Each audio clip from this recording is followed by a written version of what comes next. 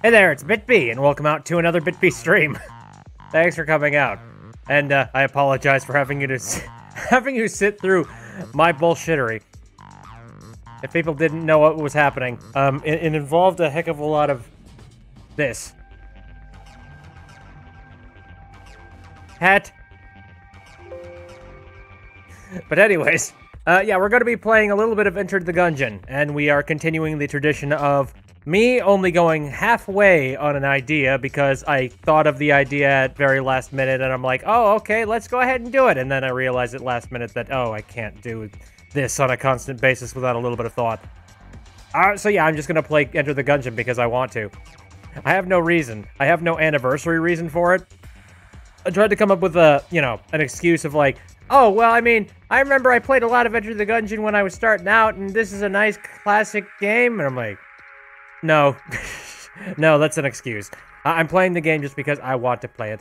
So, let's go ahead and do that, shall we? Here we go. I don't have anything particularly new to do on the Enter the Gungeon stuff. We're just going to be diving in and enjoying ourselves. And enjoying just regular old gameplay. Chilling out. Enjoying ourselves. I'm currently wrapped up in a blanket. Man, I feel nice and warm. Oh, Pink's playing Psychonauts right now. Nice. Hope you're enjoying it. Here we go. Okay. Oh, also, this is the first stream that I'm doing Enter the Gungeon with my new control. Actually, no, my new keyboard.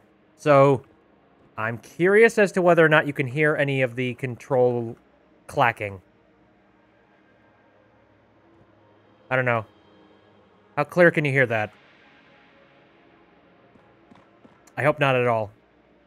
Gamer can't hear anything? I can definitely hear it on my end. Of course, I have a directional microphone, so...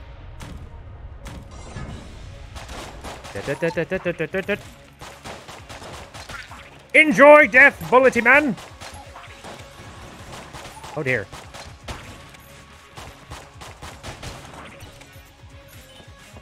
Okie dokie, time to go. No, I've just been chilling out as of late. Went to the chiropractor. Which, that's a really old person thing to say. Like, I just went and got myself adjusted. Urgh. Sorry, like I said, I'm not exactly like a young, spry 18-year-old.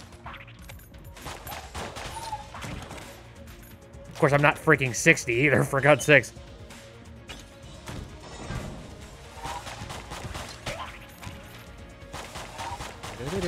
Goodbye. Stop your shoot. Oh dear.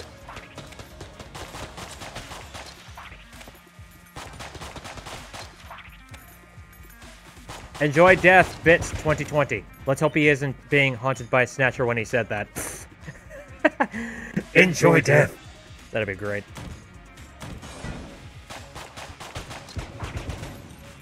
Oh, I should have taken advantage of that dynamite. Oh well. You win some, you lose some. I was playing this game not too long ago. There's one particular thing that's actually really freaking cool to get.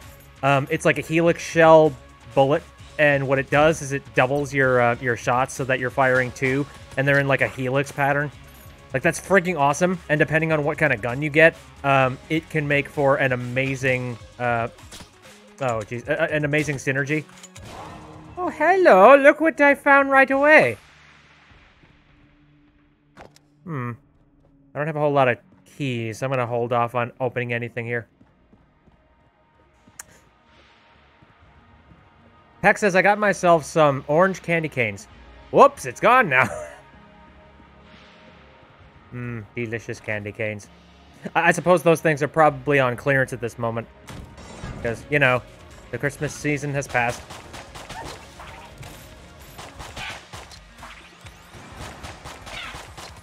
I don't know, I am currently attempting to try and just watch the sugar intake as much as I can at the moment. I don't know, I want to be fairly decently healthy. Says the man who just recently put a whole bunch of bacon on a pizza, but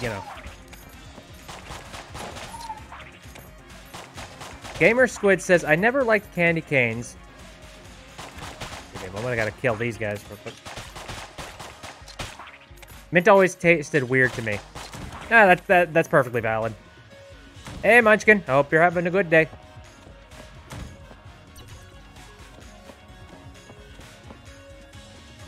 I don't know. I really like mint. Mint in anything.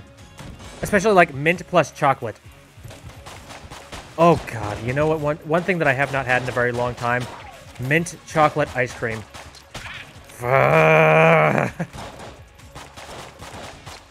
Jesus, I'm here talking about how, oh, I want to watch my weight, and then mint-flavored ice cream pops into my head. But for God's sakes, again, it's one of those things I haven't had in a while. And boy, oh boy, I could go for it. That does kind of remind me of there used to be this one really cool shack place. Actually, no, shake place, rather, not shack place. Shake place. Where you could get, like, a custom shake flavor, which was really freaking cool. And they had a whole lot of different random stuff. Like, they had, they had butterscotch shakes. They had, like, cherry shakes. I don't know, what weird flavors of shakes that you wouldn't expect.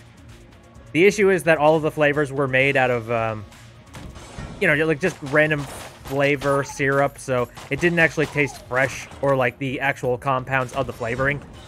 It was just like, oh, now my shake tastes like blueberry. How nice. Shit.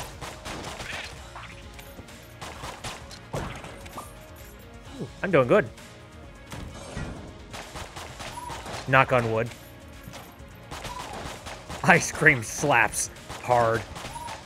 I think I've told you this, guys, this story not too long ago.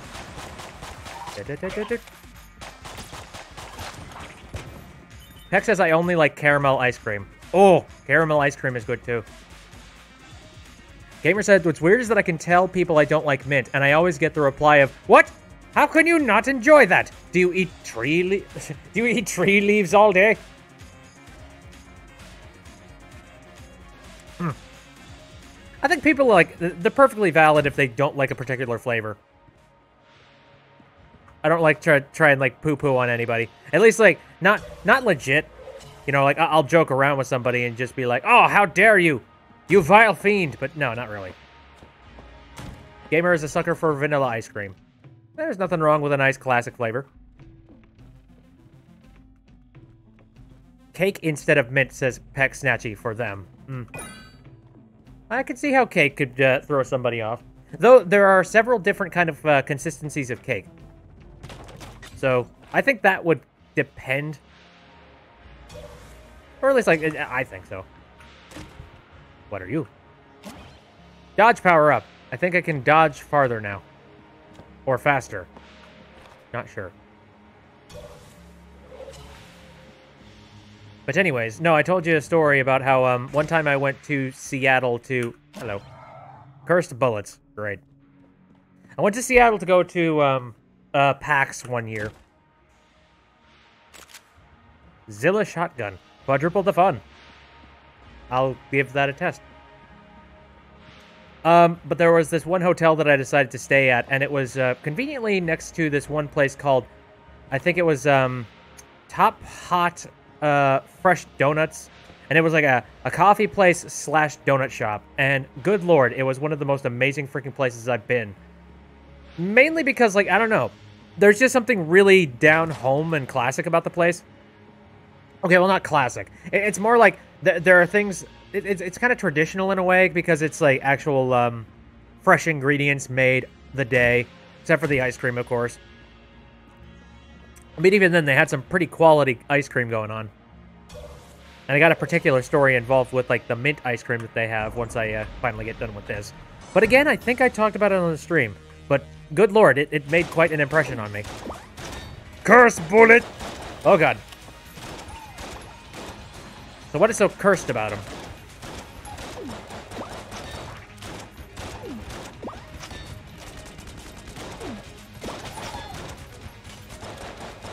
Yep.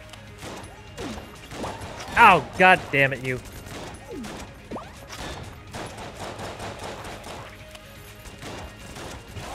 Shit. I tried not to get hit, but that did not work out. Problem is, this gun in particular is a lot more powerful when you're actually directly next to somebody. And that does not work very well when it comes to Gungeon.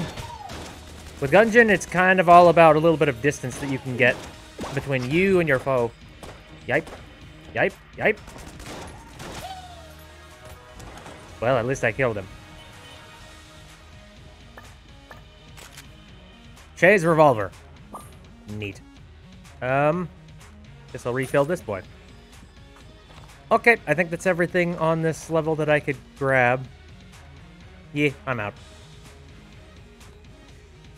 Gamer Squid says, I remember taking a trip to a chocolate factory in 4th grade, and all that happened was everyone in my class watched a 30-minute video there about chocolate. What? I mean, did they take you on a tour of the chocolate factory, though? I assume they did that. It would be really stupid if you went to a chocolate factory and then didn't go in there and take a look at the chocolate. What the fuck? No? That's dumb. Did they at least give you some free samples or something?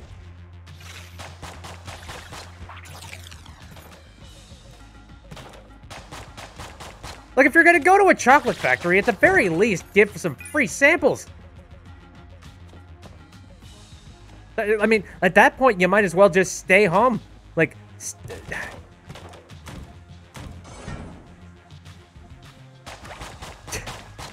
don't take me to a chocolate factory, you'll be banned. You just swallow all of the chocolate and then be carted out by the police.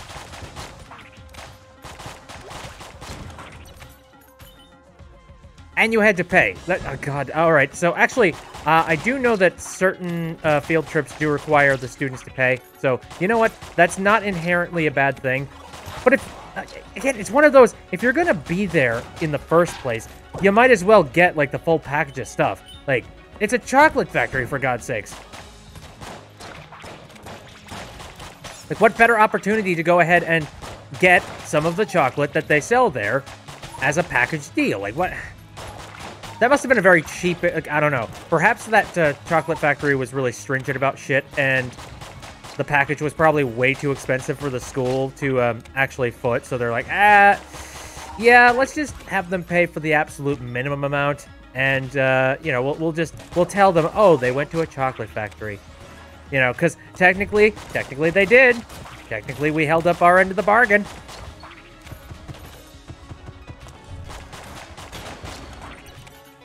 Once again, that's some hot garbage.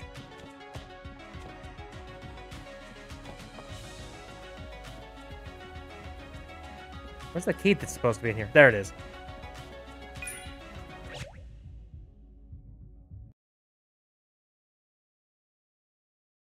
They were a bitch with their money. I don't know. God, that's weird because I remember going on field trips, and I remember those field trips were pretty freaking goddamn decent. So, no excuses, man. Oh, good. Superpowered spider. Because that's what I need today. It's super fast. God damn it.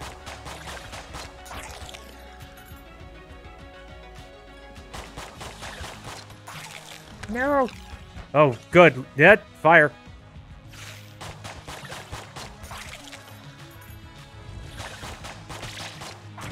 Whew, okay, he's dead. Hex says, I remember going on a few good field trips. Most of them involved going into a forest or doing stuff in the winter.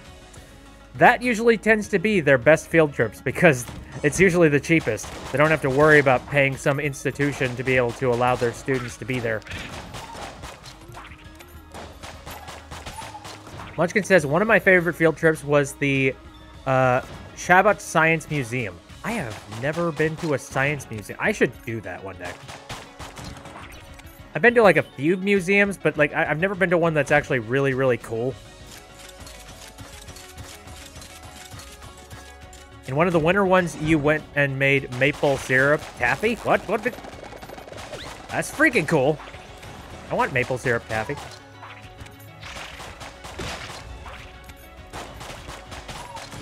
Are these cursed bullets doing much?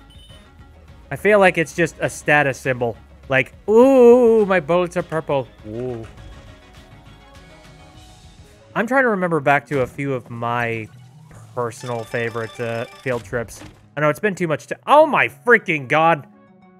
More cursed items? Jesus! Why? Here, let me check the walls just to see if I can find any hidden thingies. Nope. Got a notification on Discord. Let me see here. Ah, geez. Somebody is asking for my recipe for my crust for my pizza. I will deliver after the stream.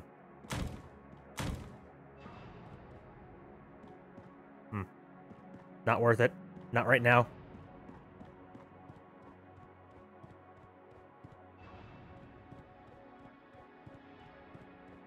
Munchkin says there's a little movie room.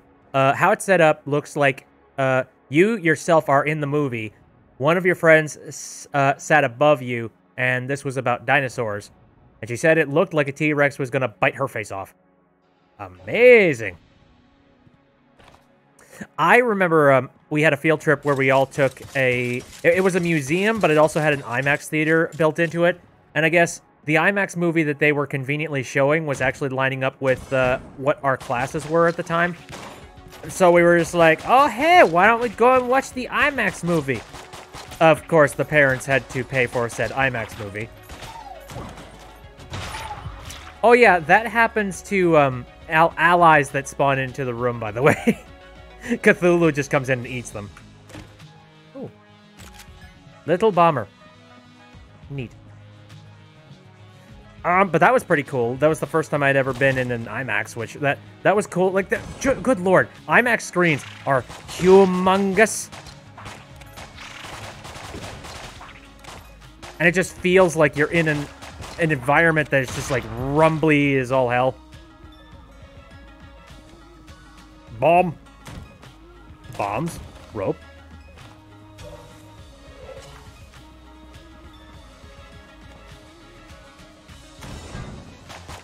Oh, nutso.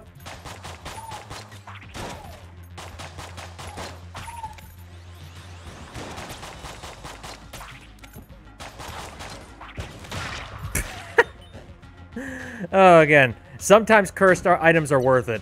And I think for, that one cylinder, I think it absolutely is worth it. Just for the comedy of seeing that shit happen.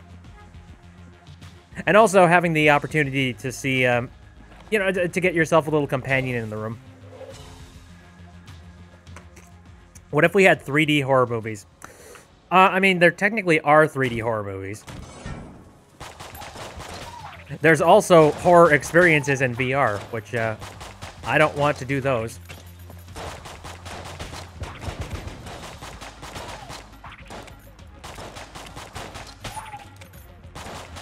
I don't know, I remember there was, like, Saw 3D.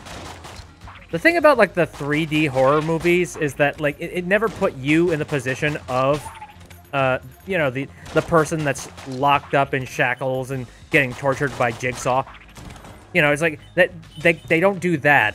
Instead, it's just every once in a while, you get to see something from a first-person's perspective of, like, oh, a chainsaw swinging down at your face or some shit. And then cutting just before it becomes really gruesome. And then you just see blood splatter on the wall in glorious 3 dimensions. I don't know if it's obvious or not, but I've never been a gigantic fan of the spooks. Heck is fan of spooks, and that's totally cool. Perfectly valid. I'm not. It's kind of one of those, like, I don't know. I do get the appeal. There is an adrenaline rush when it comes to, watching horror films and things. But, I don't want to get my adrenaline from that, because it seems like... I don't know how to describe it. I don't know. It's just, there's something very uncomfortable about it.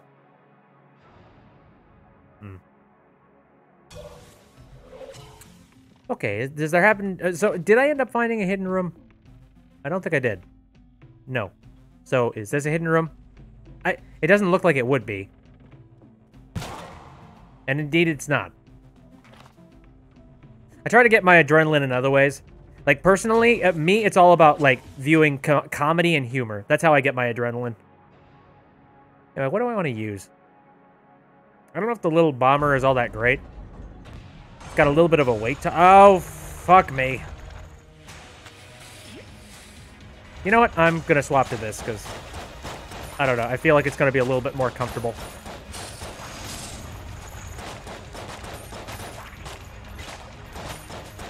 Okay. Well, this pistol's actually pretty strong, so I'm going to hope that this holds out. Yep.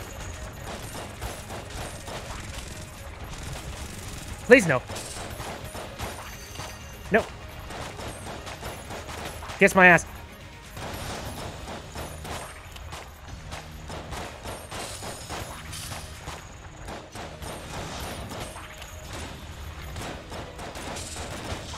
Alright, that went, strangely okay.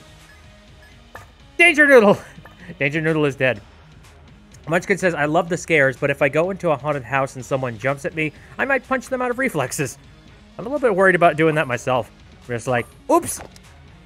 Didn't mean to do the thing! Sorry! Is your face okay? Oh, it doesn't look okay. Okay. How do I want to go about this? Because there's a room up there that has a few hearts in there and also a chest. But at the other end of things, there's also a chest down here. There's a chance that I might be able to get a key from this room. Also, again, there's supposedly a hidden room. Hidden somewhere within this place. Yeah, how loud do I have to clack on these things before you can hear them, by the way? I'm sure you could probably hear that.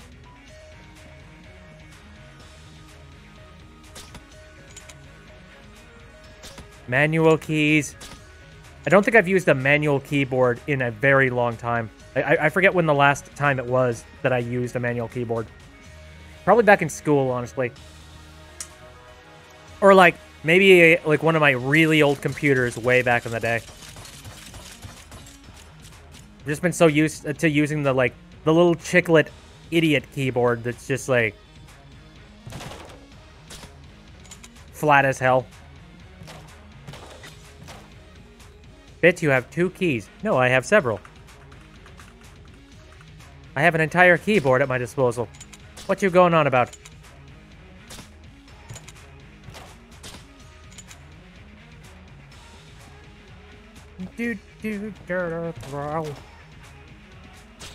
Okay, come on, show me the money. Open the doors and let me in. I want to find a hidden room. It's got to be somewhere. For God's sake. I don't think it would be up there. Okay. If I could find that hidden room, like, who knows? There might actually be a set of keys sitting in there, and that would help me out a lot in making my decisions. No.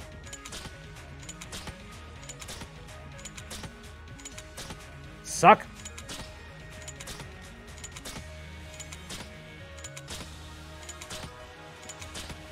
Sorry. We got a little bit of a boring situation happening here, but I want to find as many things as possible. I know I have 2 keys, but technically I need 3 in this room. Or, you know, in this level, I should say. Okay, I checked those walls, and that one's nothing. Yes.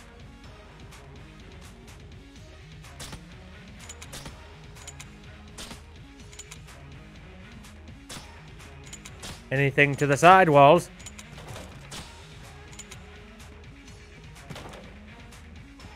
I don't think they sell any more keys over at the shop, are they? Because that might make my decision for me. Because here's the problem. I only have 1 blank bullet right now, and I can't just afford to use it on a random wall.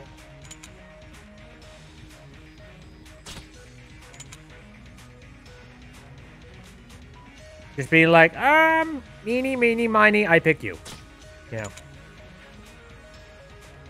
Running out of places to check, actually.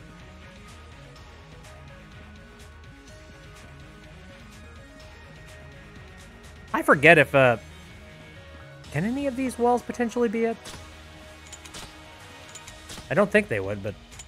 Also, there was dynamite over here, so there's no freaking way that there's one over here. And I'm pretty sure this room is immune from getting it. Oh, hey, you know what? It's probably in that that one room with the NPC in it. Because sometimes it's on random rooms, but oftentimes you'll find it in either the treasure areas or you'll find it in a place where NPCs are selling shit.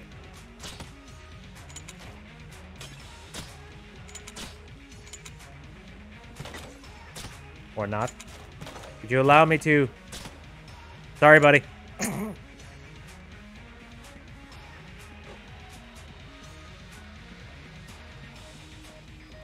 again, I believe I tested in here. Would it be inside this room? I have never found it inside this room before. But, I don't know. Ah, screw it. Let me see. I don't believe there's any more keys available to purchase over here. No, there isn't. So this means that I have to cross my fingers and hope. Let's head down here. I have to cross my fingers and hope that this chest that's currently sitting in here has a key. Let's hope. Nope. It has a magnum, though. 5 shots or 6. Alright. And it wasn't in here. I think I checked these walls, but I'm paranoid. God damn it. Alright, well... This sucks. I can't open this chest now. And I also have a med kit, so... Shoot walls! I've tried shoot walls forever, says Gamersquid. Shoot for all time. I'm trying to think back and, like, where... Oh, is there any rooms that I didn't cover? I don't think so. God, I don't know. Sometimes I wonder if there just isn't a hidden room and maybe I'm just being dumb.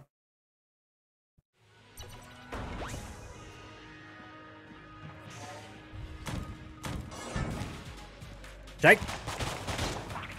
Oh, hey, I got a wizard on my side. Kill him! Oh, God. Move! Duck! Oh, put myself out. We good? Poor dude. Oh, you survived! You didn't get eaten by the tentacles. Well, that's a darn shame.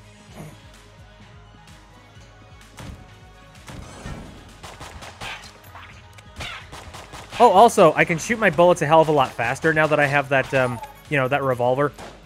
Again, there are some positives involved with getting your hands on the cursed items. But they're they're very few and far between. Oh, got another one of these situations. Kiss my ass, game. Just give me a chest. Don't say it's like, oh, well, you could potentially get a good item if you decide to spend your keys on the wall of confusion. It's the wall of mystery.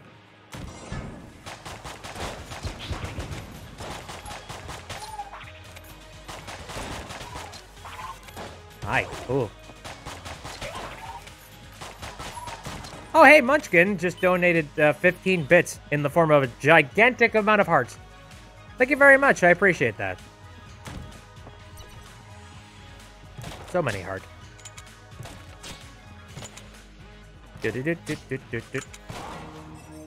Howdy day. And we got a chest that doesn't require me to use a key. Hey, what do I get out of here then? The heart emotes are so cute. They look very cute. I got another key. Why are all the keys here, for God's sakes? I needed keys before. Okay, well. Ooh. Elephant gun. Shoots elephants. Are you sure about that? Press X to doubt. That was risky. Oh, Gamersquid will be back. Okie dokie. Oh, you like this room? It's in the shape of a Cthulhu face, because you fight Cthulhu in here. Good night.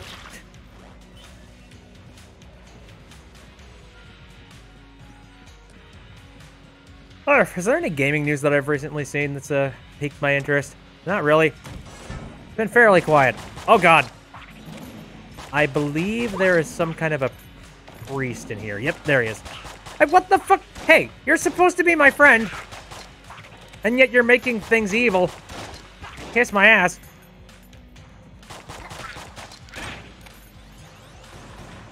Cthulhu!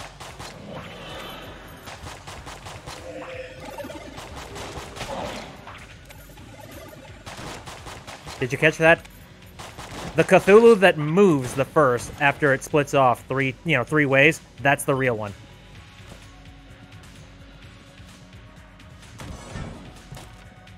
Oh, hey, you're a friend. You're making a lot of bullets, though.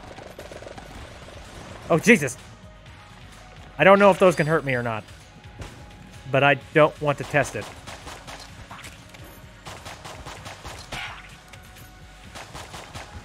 Oh, fucking hell.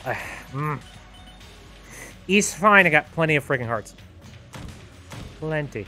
I wonder how much health this med kit actually recovers. It might be helpful, especially if I remember that I have it, for God's sakes.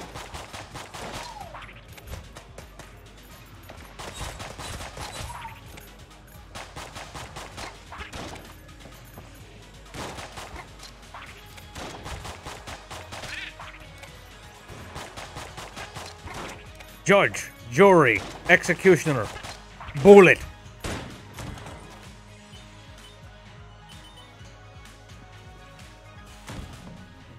Okay, mystery salesman, what do you have? Oh. This thing improves, buddies and people that follow you. Of course, I've never understood whether or not that actually affects, little corgi buddy over here. Like, I'm not sure. Like, because Corgi Buddy has the ability to dig underground and find items for me. So I don't know. Does Corgi Buddy like get more items if I decide to get the battle standard thing? I don't know. I might pick it up just because it's a nice combo for the Corgi.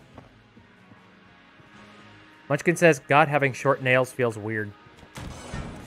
I would not know, consider... Oh, oops. I killed my friend. I wouldn't know because my nails have been short all the time. Like, my entire life. I have never considered once the idea of, like, having short nails. I guess I'm a dude, so... I see no particular reason why I would need to.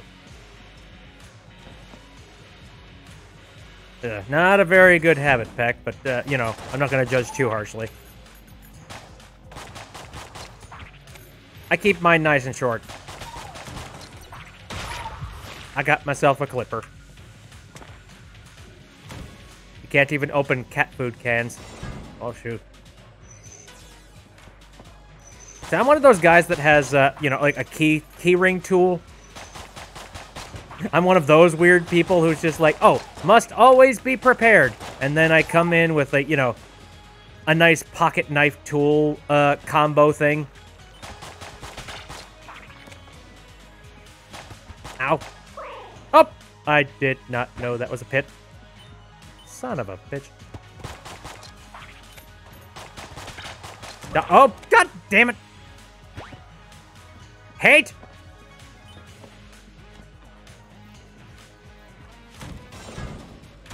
Oh, Jesus. Hello, veteran shotgun.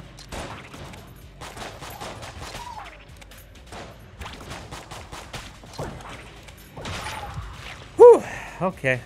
So, I'm gonna refill that, because why the heck not? I used up a whole bunch of it. They grow back fast anyways. Yes.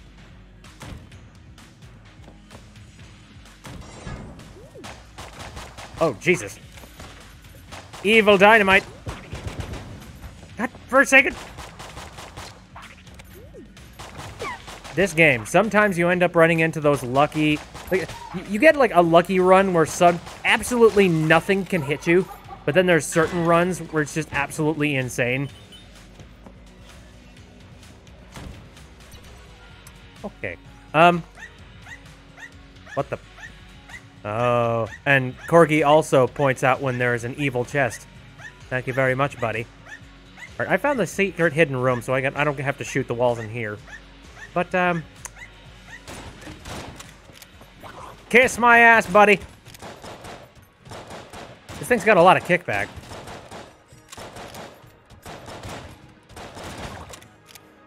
Ooh! Muscle relaxant! Loosen up. That allows me to have more accurate shots. From longer distances. Nice. I should go grab some health.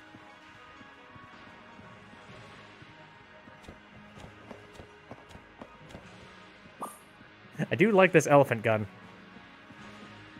It's fairly strong, and also it's got a bit of a spread on it. And a lot of ammo.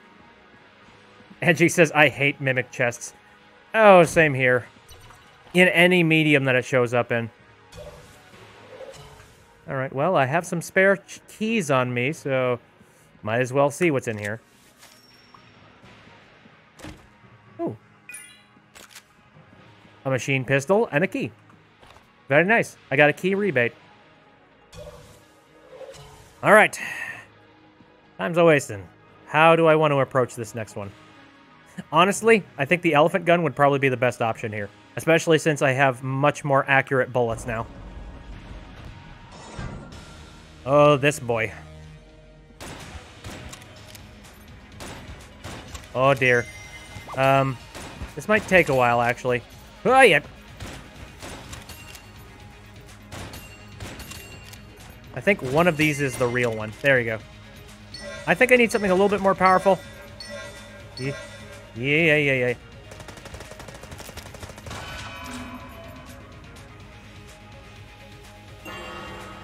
Jesus. I'm so happy that this wall's here. Oh.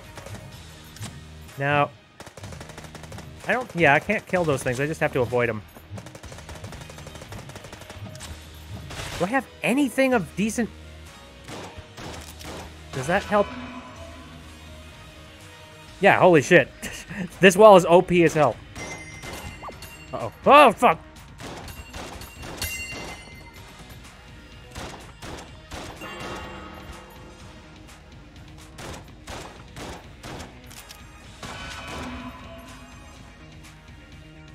Not good.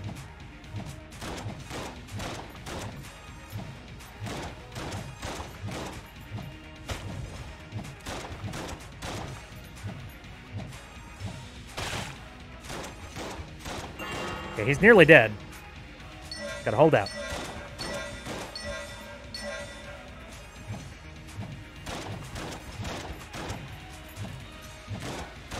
Fall over, yes! Yeah! That worked out. Pink says, posted this video while playing.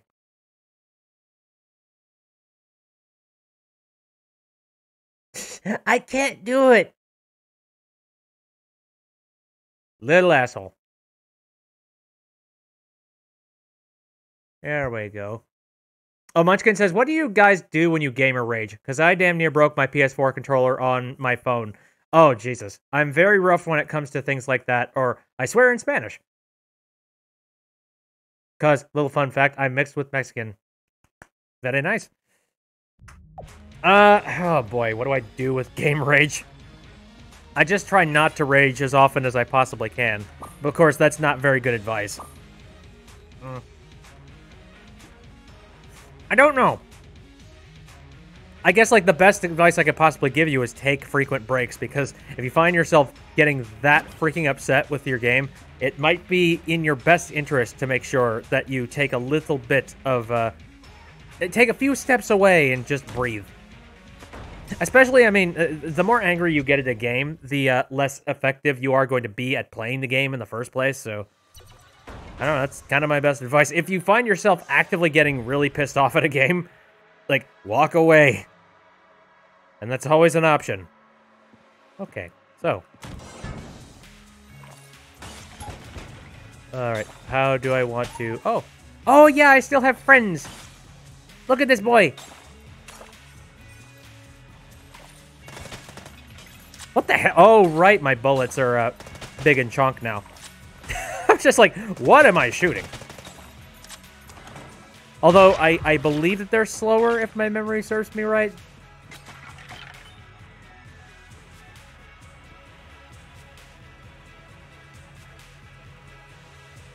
You went through heavy... Oh, you died because your team was at level 11, died and went back to level 8 after all that grinding. Ugh. That's never fun. But again, it's kind of one of those just... Take a break and try and breathe. Alright, I got quite a few guns at my disposal and a lot of really good weapons, too, so... Kill him, my minions! Destroy them from the inside! They give no shits. They're just like... Whatever. He's our friend. He'd never hurt us. Oh, ouch. That hurt.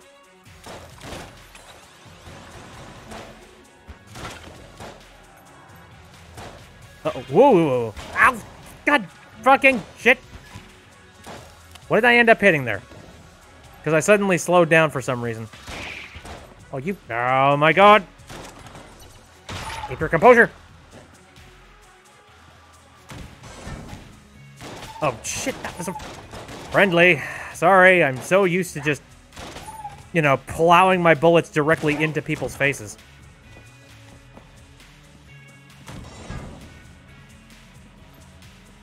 Those are wrenching things when you can actually have, like, bullet friends.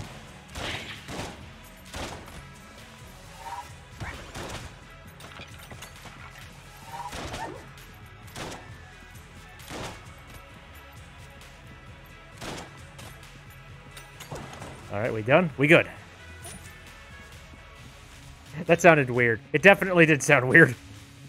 I don't know, I'm trying to come up with, like, more interesting ways to say, shoot things in forehead. God damn... Jesus! Shotgun is friend. Leave them be. Do not shoot the pig shotty.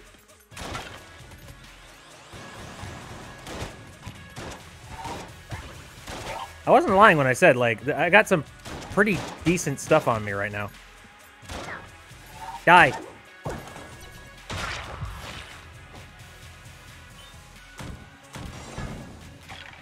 Shoot!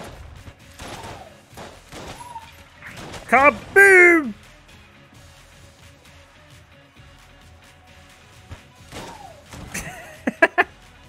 Okay.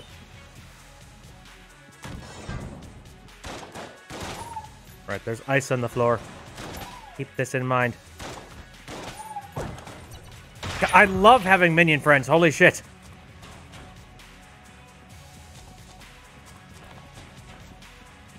Okay.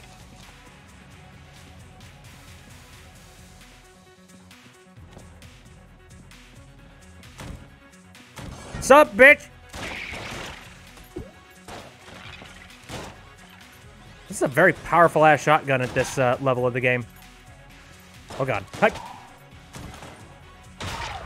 I'm one-hit kill. I kind of want to say I want to swap over to something else just so I don't, you know, abuse that ammo. Munchkin says there's another nameless YouTube channel and I... Oh, you mean one of those people that's just like, I'm gonna name myself absolutely nothing. Or wait, is it something else? Yeah, very strange. I have enough keys. I think I'm just gonna open this. Oh. Light gun! I'm gonna use it.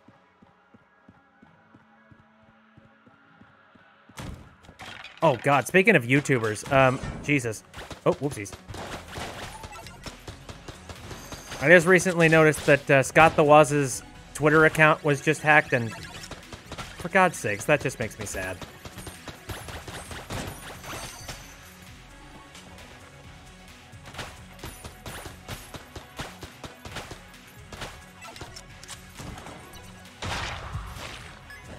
Now, I don't want to make it sound like, you know, all hackers are inherently bad or evil, because that's not the case. Shit. Because there's some hackers that they're actually very clever with how they hack, and they're also... There's also a slight amount of, like, code of conduct when it comes to some hackers. You know, it's like they try to have an ethical code to make sure that they're not doing something that is, like, inherently extremely harmful. But then you have some hackers that, you know, they have the technology to be able to do horrendous things and then proceed to do the horrendous things. It's just like... God.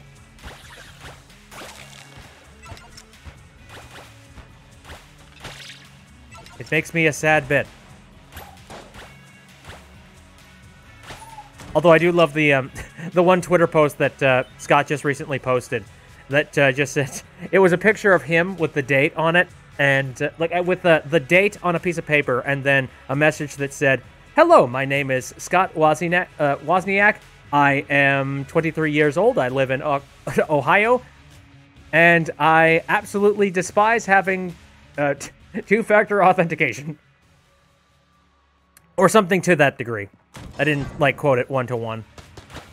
Mostly because I'm terrible with quoting things one-to-one. Duck, why you do?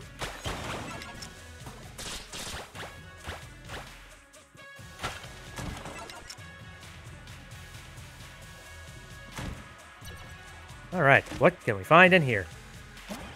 Gold amulet. Blank damage up. Okay, so my blanks now have more damage. I mean, that's great, but... Oh! Look what I find! Ooh, what could be in here? Well... Zombie bullets. Okay, so I think sometimes when a bullet actually doesn't hit my target, it will come back to me.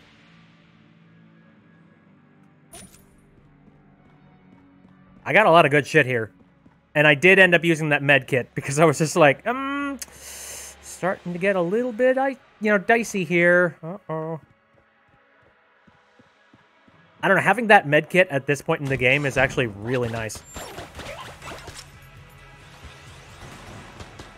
Ah. It's chasing me.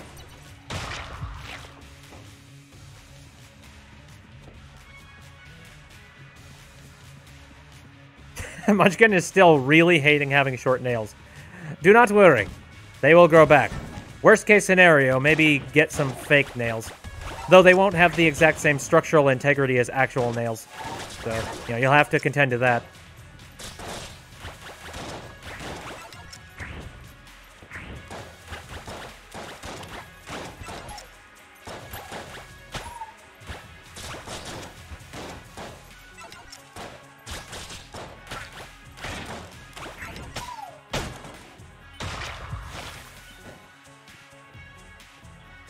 Fake nails suck.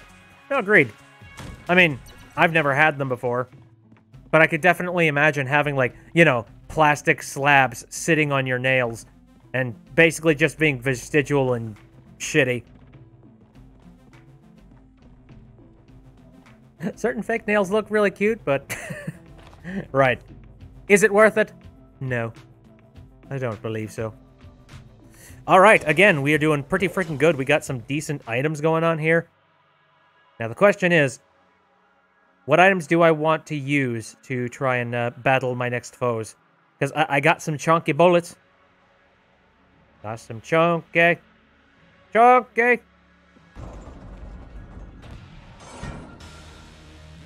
I actually do not recall who you... Oh my god, what the hell? The High Priest. What do you do? I don't recognize you. Oh, you're gone. Where? He shoots from all directions. That's not fair. Act! Get over here. Son of a... Okay. Some distance, perhaps? Dip!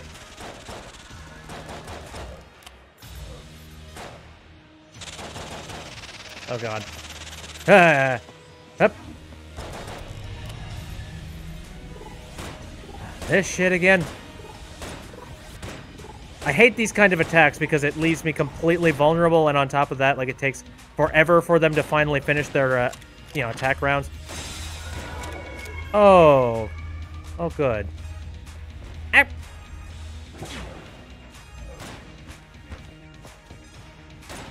I'm gonna die.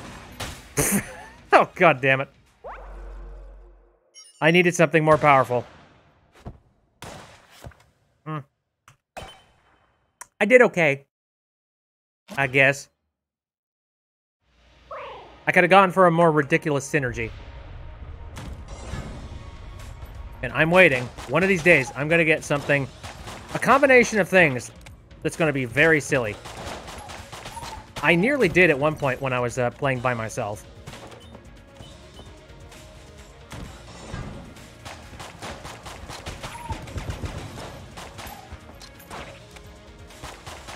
Yeah,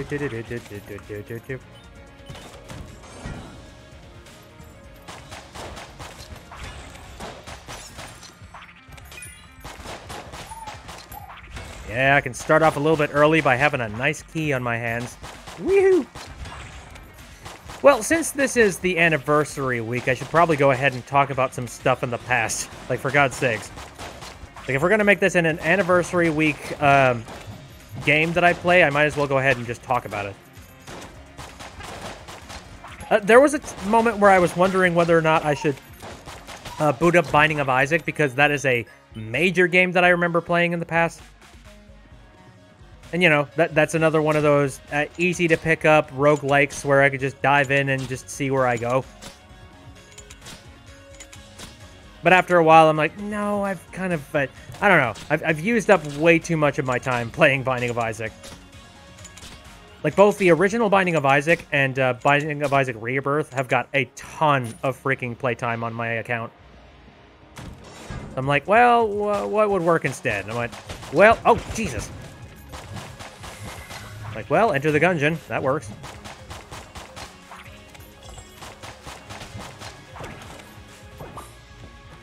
Jesus, more ammunition. Holy... It's like they want me to check all these rooms.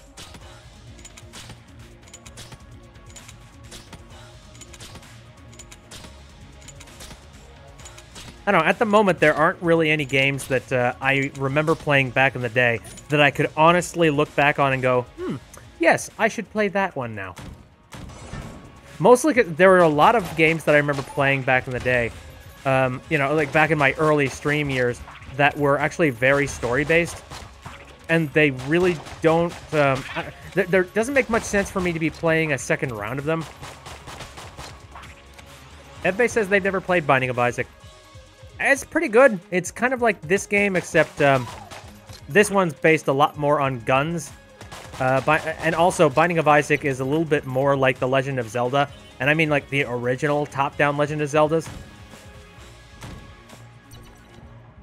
Like, Enter the Gungeon is basically, they took the concepts for Binding of Isaac and just expanded them out extensively. And just made an action movie.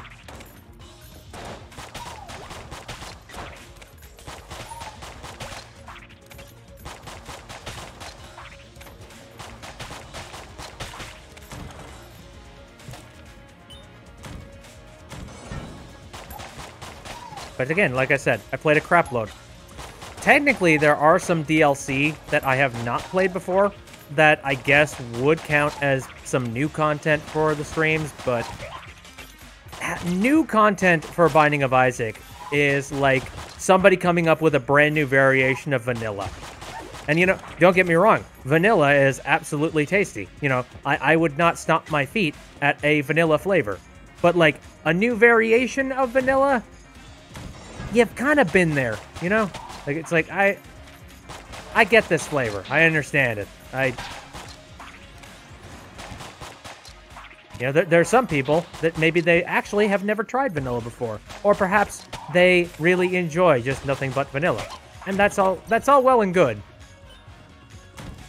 But I'm bored of it. I need to spice myself up a little bit with something a little bit more fancy. Enter the Gungeon, and a bunch of the other roguelikes that I have played. Oh, that's another thing that I thought about playing, Dead Cells. Because Dead Cells is another game that I'm very, very, very in tune to. But I don't know. Right now, like, Dead Cells has actually gotten a lot of extra content that I have not checked out, and I should. A bunch of little balance changes. I'm all about them roguelikes. Ah!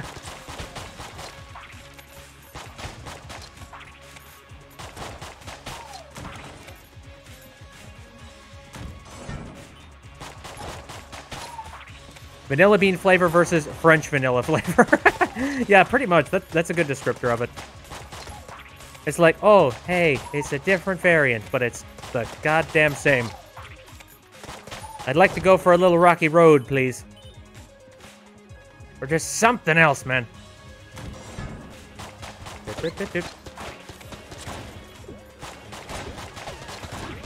It took me a while, but I actually do genuinely find myself being a little bit more in tune to Binding of... Actually, no, not Binding of Isaac.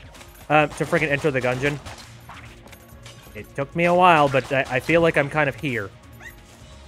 I understand it now. Oh, hello. I wonder what's in here.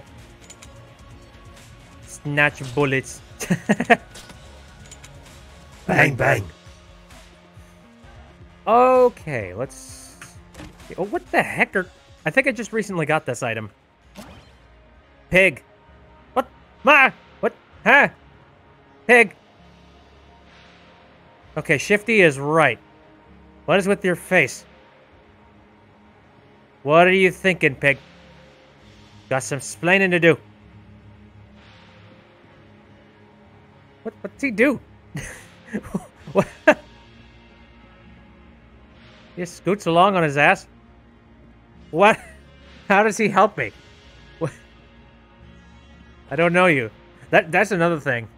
I don't know any of the items in this game. And after playing Binding of Isaac for a long time, you eventually figure out what all the items do. You know? There's no more secrets. There's no more strange things. Alright, come on, pig! Come on, piggy! Again, I don't like how shifty the pig looks. Why? I must look at the Ammonomicon. Hold on a second. Whatever. A strange pig. This pig.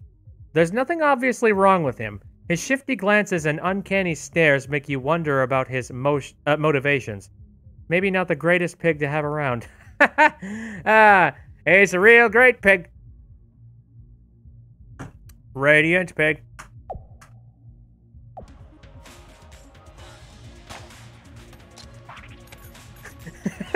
I don't know. What are you? I was like, do you have something to do with the shops? Get in here. Oh, what do you do? Ooh, itchy trigger finger. I think this is actually pretty good. Rate of fire up. Sweet. Okay. I don't think I can buy this key. Nah, I'm just shy. Well, in the meantime, I can open up this chest. Oh. Bat. I don't recall actually liking this bat.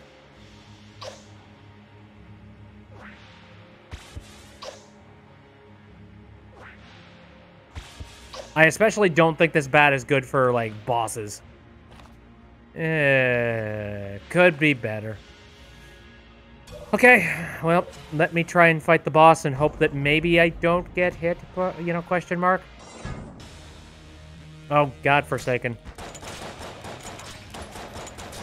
Not the worst thing in the world, but... God, it could be better.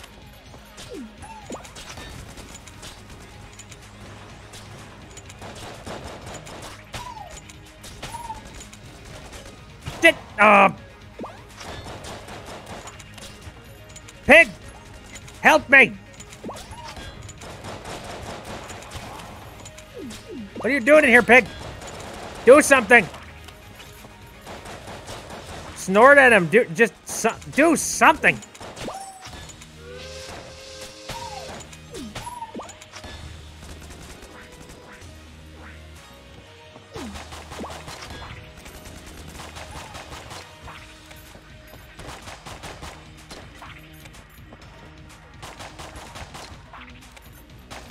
Alright, this is gonna take me a little time. Shit.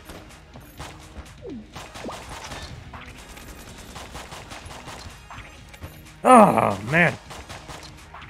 I'm not doing... I want to know what this pig does. I want to stick this out.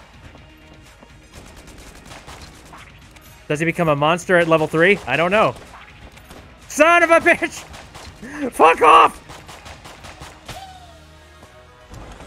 Ugh. Man. I didn't start up with any good guns. That's my biggest problem here. Oh, hey. This guy. Give it a moment. Balloon gun. Hot air. Oh, shit. I did get enough money that I can get that key. And now I can head over to this room. Now, is the chest in here? No, it's not a key lock. So, hey, maybe if I'm lucky, I'll get something nice. Oh. Winchester Rifle. Man. It's not a be-all, end-all weapon, but I guess it would have been better to get that before the boss fight.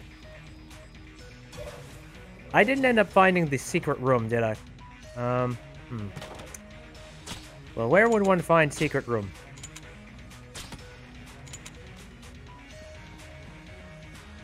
I don't know. For shits and giggles. Nope. It is not in here. Fuck. I tried. It has a chance to show up in the weirdest places. What about up here? Whatever. I'm just going to move on. Something tells me that this particular run ain't going to be all that great. But I will make do with what I have. In the meantime, let me get a little bit of a stretch in. I do have the itchy trigger finger, which that might help me. That frickin' shifty pig. It's just like...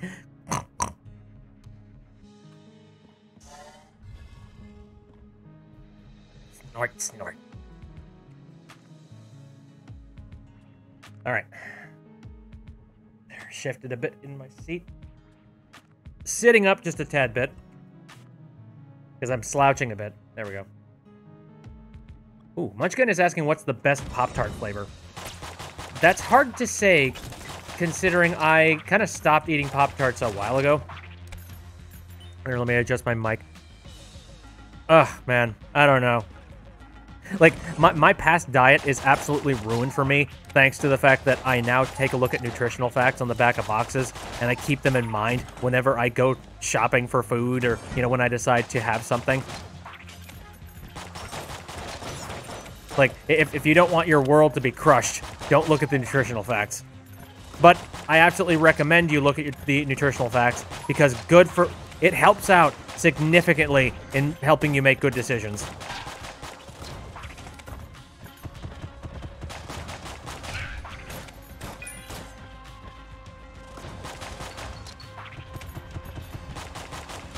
Munchkin says, gasp!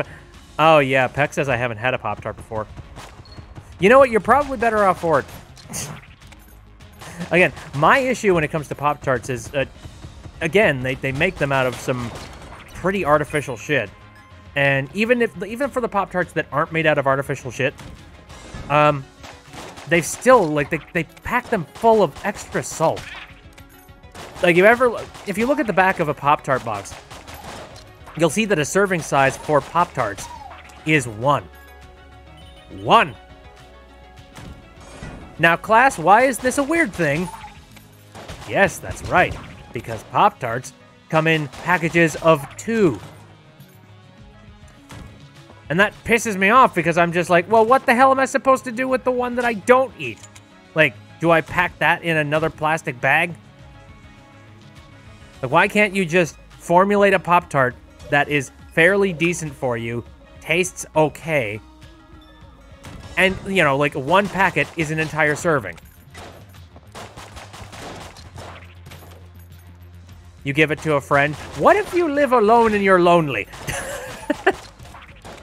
You gotta remember, there's folks like that out there.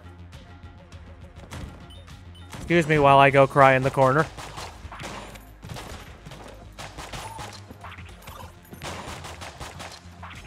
You give it to your siblings. What if I'm alone and lonely?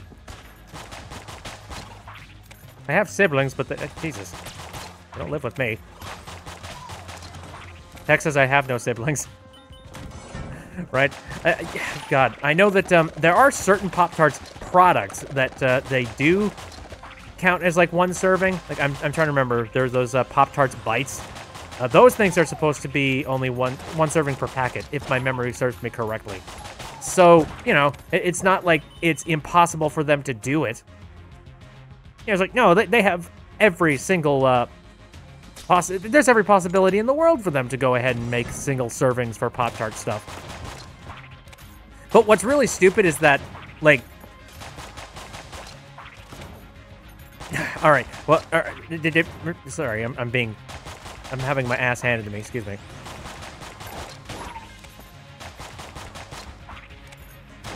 But anyways. No, but the serving suggestions on the back of a Pop-Tart box, they don't look very good even if you decide to eat one. Like, one Pop-Tart is already a ridiculous amount of sodium that you probably shouldn't be, like, bringing into your body in the first place. Then... okay, there it is. For a second there, I thought the pig stole the ammo. But then on top of that, factor in the fact that you're probably going to have 2 Pop-Tarts, and it skyrockets to infinity. Like, God-forsaken... Ow. Grab it. I'm not doing good. Half a heart.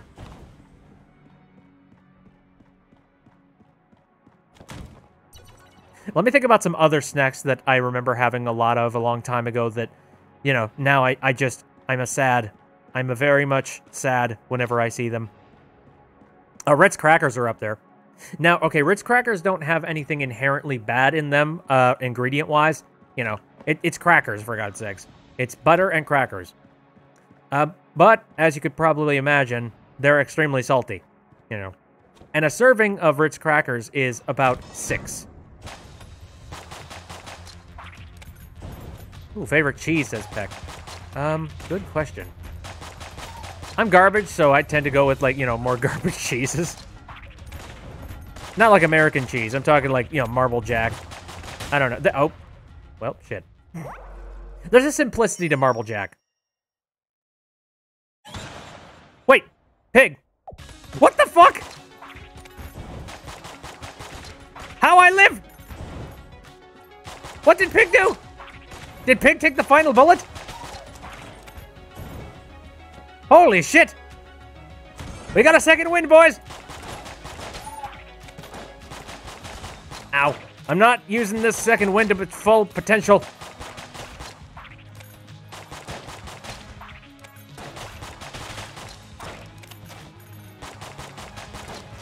I don't know. Is there something about this that's going to come back and bite me in the arse? I feel like there's still consequences. Do we just have a whole-ass Pop-Tart debate? Hey, that's something worth debating about. Anyway, oh wait, did I already find the secret area? No, I didn't. Okay, never mind. Sorry. These run-throughs of this game kind of blend into each other. Ooh. That might combine into something nice.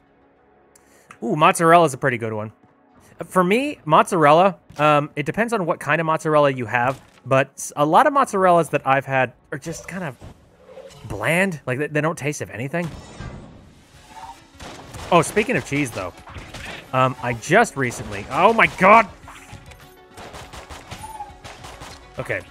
No, I just recently picked up some string cheese, because I have it for breakfast in the morning. But the thing is, my store has not had, like, my particular brand of string cheese for a very long time. Again, there's supply issues, and that's understandable given the current state of the world. But it sucked because I've had to go and get, like, some other branded cheese stick, and let me tell you something, it tastes like garbage. Straight garbage. What kind of string cheese? It was like the store name brand shit. You know, like when stores have their own, like, personal brand, but the personal brand was made with not a whole lot of care or attention, and it's just trying to mimic other brands that they already have in the store, but they can't even, like, you know, they can't even live up to the hype that a whole bunch of the other brands in the store are at. Yeah, that was the kind of brand that I ended up having to buy. But they have managed to get themselves, you know, their brands back, which is nice. But yeah, for a while I had to live off of that because I have moved my diet. Like, my diet is very specific, and I like to try and keep some consistency within everything that I eat. Screw it. I'm sorry, pig. This set of weapons will not work. Caco Demon!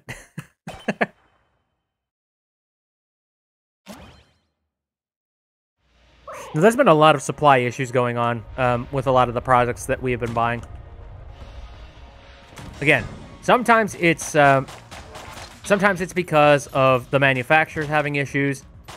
Sometimes it's idiots that decide to hoard all of the shit, despite the fact that there's no reason for them to hoard all of the shit. And sometimes it's a combination of three, you know, like actually all two of them, you know. All of the above.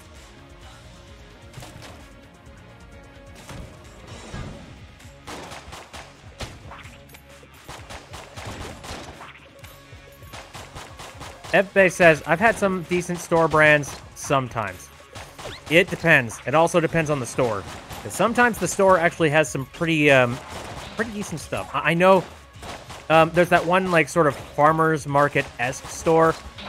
The specialty store that I keep talking about. That actually has a lot of really cool variety.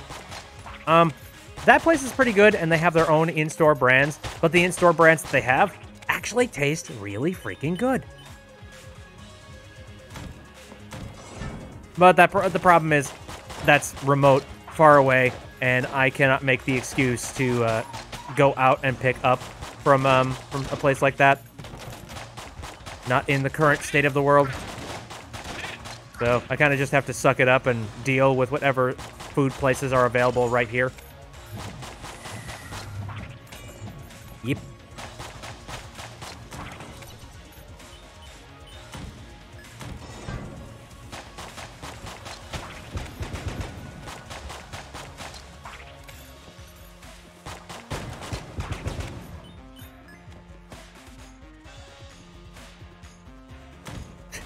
I love your Peck says this isn't the zombie apocalypse. People are dumb, man.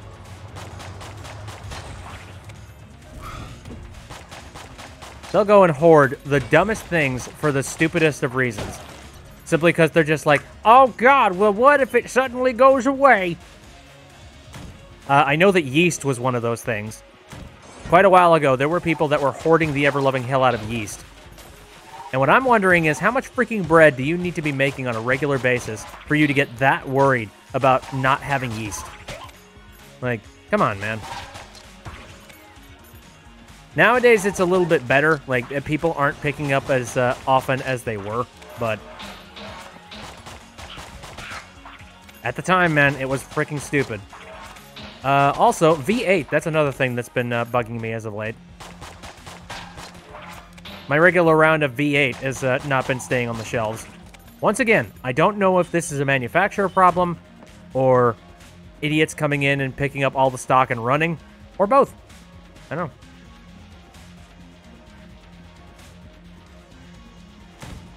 Oh, you also need to factor in that there's a chance that the store that you go to is probably tired out of their goddamn minds, and they're having trouble keeping track of stock, and, you know, they have a lot of growing pains going on with, oh god, what? We're doing all this remote stuff now? Online orders? What is that?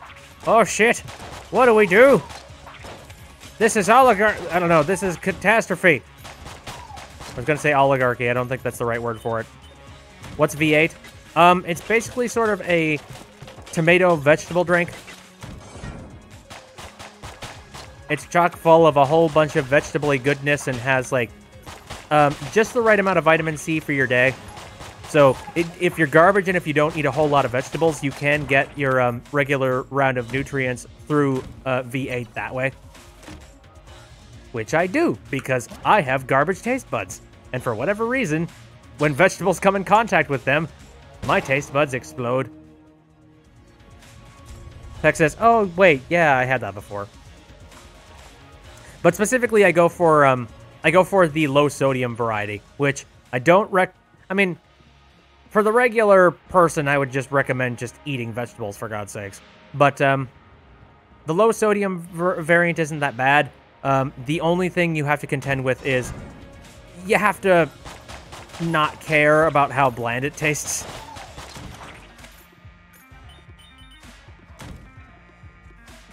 But the regular V8 has got so much goddamn sodium in it, it makes my... Look, it makes my body hurt just looking at it.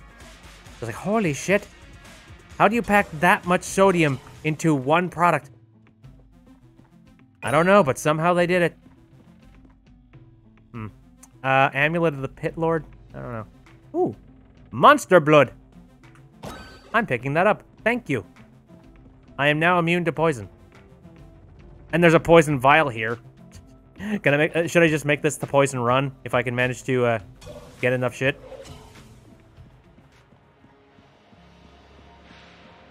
Ooh. Whoop! Tea time.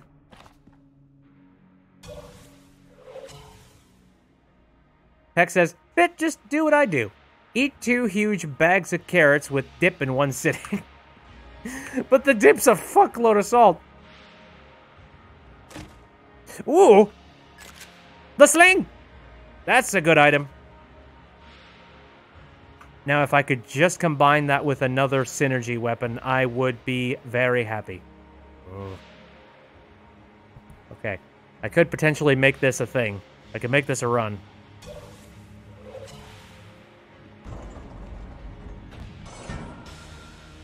Hey, bird brain.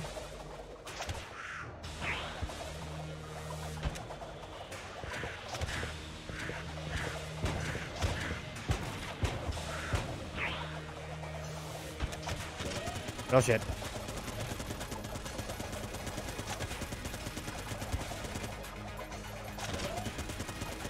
See how much damage this thing does? Whoop.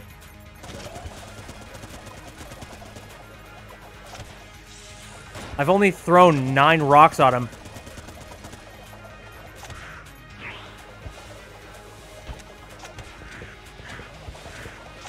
Ha ha! He did. Hey, Gamer Squid. Welcome back. So, yeast. I managed to do that without getting hurt. Sweet. And that means I get an extra heart. And this thing I don't care about. It's useful in certain circles. But not useful for me. I got a lot of hearts just strewn about this dungeon right now. Shoot. Too bad you get... I really wish you had the ability to, like... There are items that allow you to carry hearts with you to, like, the next levels. But again, you actually need to find it. Again, what was that? It took, like, 12 stones and I was able to take down that boss. It's a pretty OP weapon. Oh, Lucy!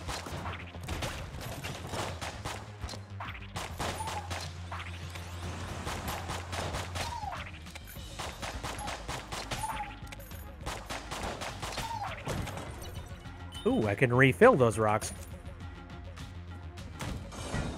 Gamer Squid says, I've just been messing around with new cookies. Cookies? Messing around with cookies? Alright, I'll bite. How do you mess around with cookies?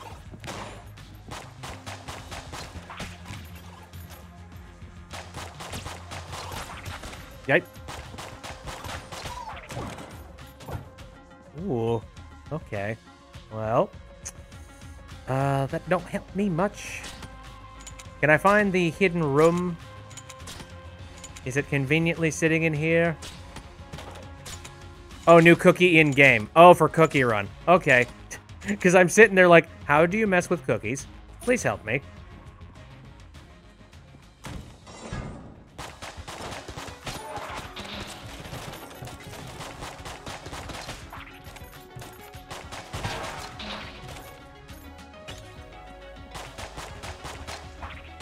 You need to take a break from it.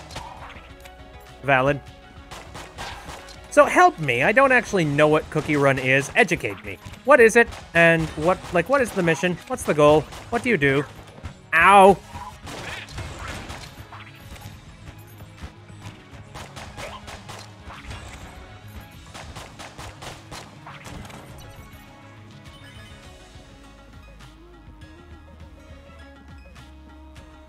Good news is that I got a lot of health, so that helps me out a bit.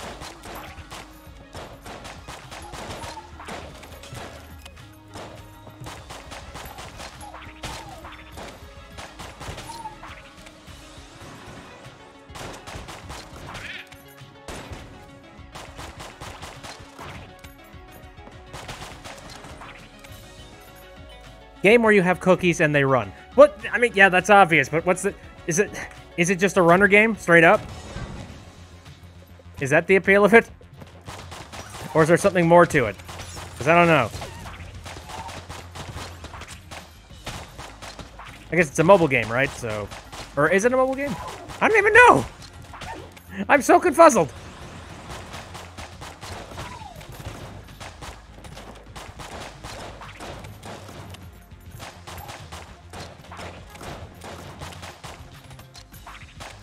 How about stop? Stop! You know, there are certain scenarios in this game where I'm sitting and thinking to myself, how did I manage to not get hit by any of the things that just recently flew at me?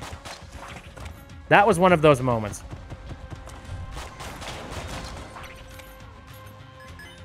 Hello. I didn't grab the key. It's like one of those forever running kind of games, but you would say it has a bit more things to do than it's Subway Surfers. That's your opinion at least, and you understand why some people don't like it. Okay. Because I have played mobile running games in the past. I think I played Sonic Dash for a little while because I'm like, oh, well, Sonic the Hedgehog. I understand that. That sounds like fun. Sure, I'll do that. But what really turned me off from playing the game was that I just kept on getting these monstrous amounts of mobile ads, and I just couldn't take it anymore. It's like, I'm so done. I cannot deal with the mobile ads.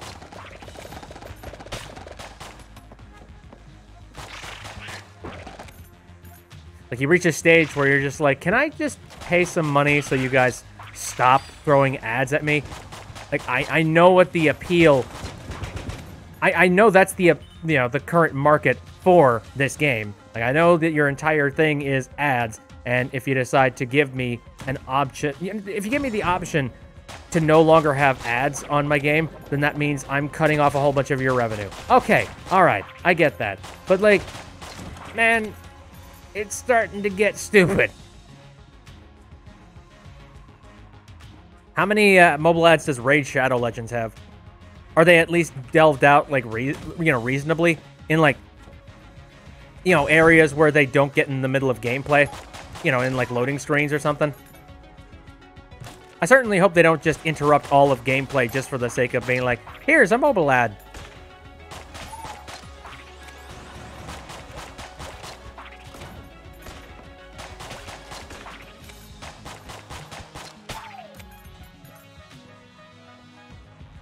Yeah, can I have optional ads, please? I'm totally fine with optional ads. Like, that's cool. The funny thing is, I do know that there is a way that you can block, oh, what the...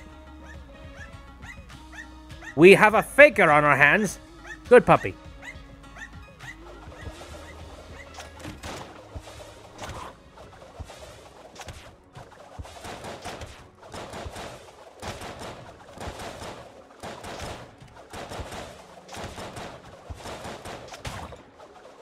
What are you?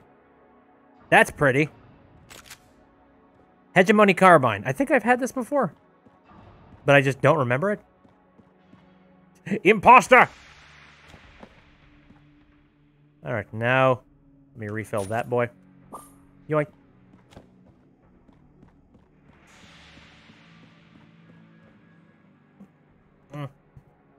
Anyway, no, what I was about to say was that there are ways that you can go, like, router level, and you can block certain IP addresses that are well known for being, like, ad servers. And so you can stop them directly at where your internet comes into your house. And because of that, you can actually block mobile ads through that kind of a means. I don't know what that does to the actual, you know, like, whether or not that would lock up certain mobile games or not. I'm not sure. Or if, like, you know, you just can't straight up can't get bonuses for your day for some reason. I don't know. It depends on the mobile game, I suppose. But I know it is definitely possible. I just haven't gotten off of my lazy arse and actually tried it. But one of these days, I'm going to get really sick of it, and I'm just going to block all mobile ads, or just ads in general. I don't know. It depends on whether or not the internet decides to continue to be a jerk. Break the targets, win a prize. Aim true, shooter. Okay. Could I time this properly so that I don't have to worry about bouncing it? Shite. Well, the answer is yes, but I need to not be a doofus. Son of a bitch! Kiss my ass! There. Well, don't worry about the dog. Dog will figure, you know, dog will settle things out. Wow, that was almost cool. You can have this. Son of a... I've never had a good score in this freaking game.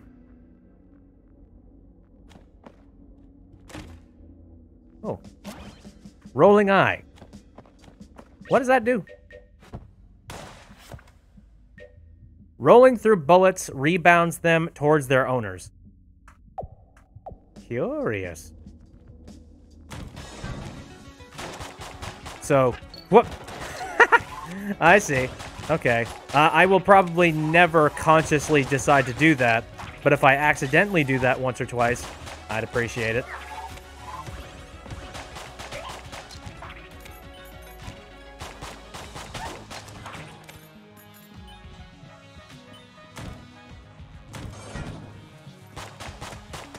Have bullet.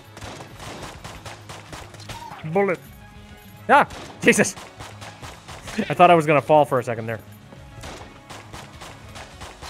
Stand still.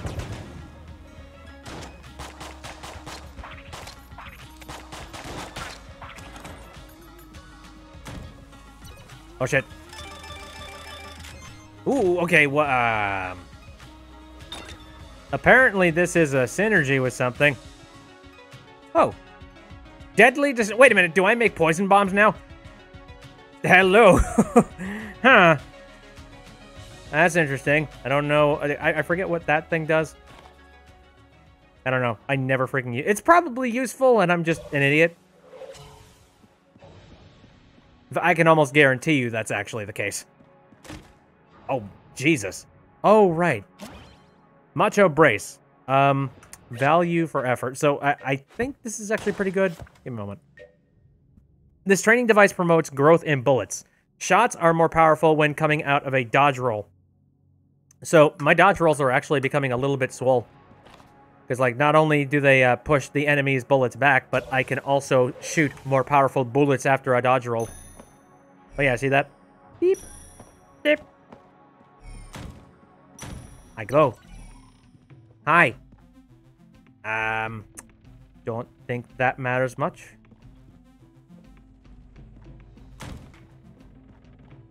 Surprise! Oh. Alright. I think that is everything that I need to do here.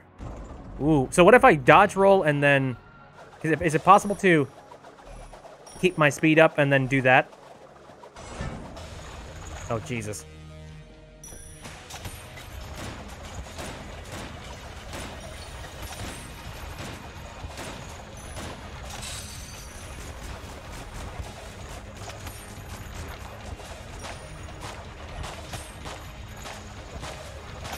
Oh, come on, die.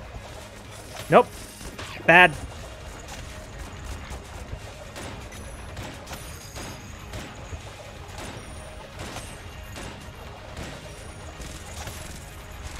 I don't know how, like, substantial my my hits are now. Here, poison yourself. Don't you get affected by poison, you son of a bitch?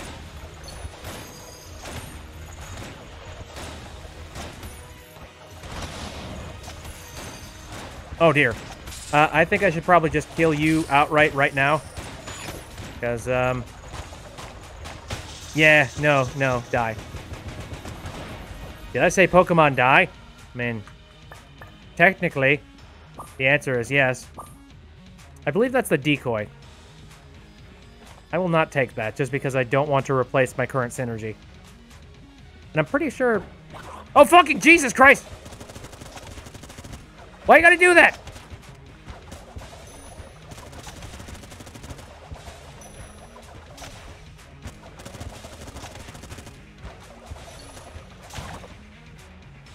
Jesus. Okay, well, I checked. Fine. I got another item. Lodestone Amulet. Blank knockback up. Oh, I don't use those all that often. But yeah, Shadow Clone. I'm just going to go ahead and stick with the thing that has a synergy on it. What the fuck?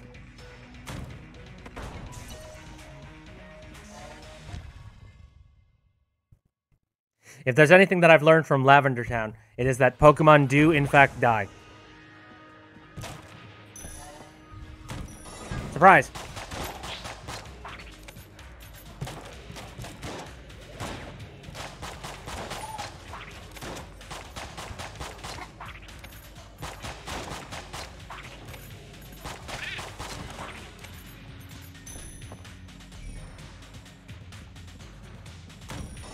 You know what's one game that I've really badly kind of wanted to play as of late?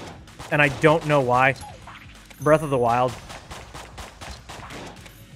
I've already played that game up, down, left, and right, forwards, and backwards, and I've collected probably almost everything except for the freaking Korok, you know, the Korok children. That's it. That's the only thing that I think I have kind of avoided. Also, a few side missions, too. There's nothing really brand spanking new that I would be, you know, I wouldn't find anything new just by playing the game again. Not really. Nothing substantial. So why play it again? Squid says I have played the demo only. It's a good game, gotta say. Got Hyrule Warriors Age of Calamity. Oh, yeah, that's another game that's been out lately. Maybe that's why. Like, maybe that's why I'm thinking about playing that game again. I don't know. At the moment, again, I'm currently avoiding handing Nintendo any money just because I don't really feel like supporting them. And again, maybe one day that'll change, but we'll see.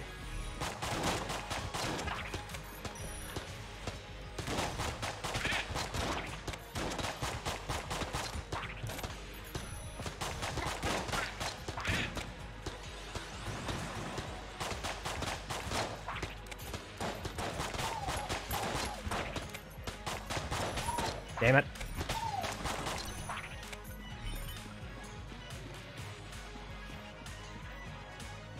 Isn't that like a sequel to another Zelda game? It's basically the sequel to Breath of the Wild, sort of.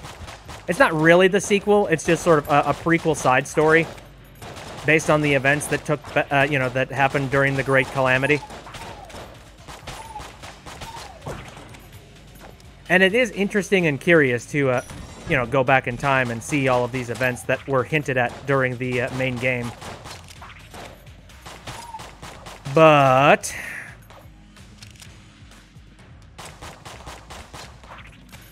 apparently they've done an extremely good job too. You know, I will give them that. I guess the game is real good. But at the same time, I'm not going to hand Nintendo any extra money that I don't need to.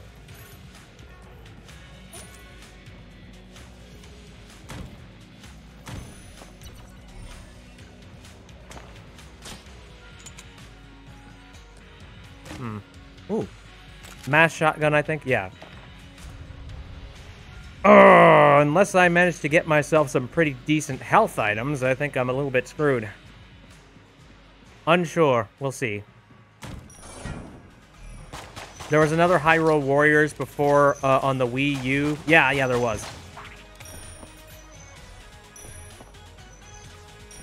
I think the reception of that one was actually pretty good, but for the most part, it didn't have a lot of like extra hype behind it.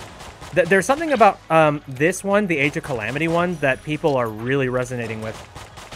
Couldn't tell you exactly what it is.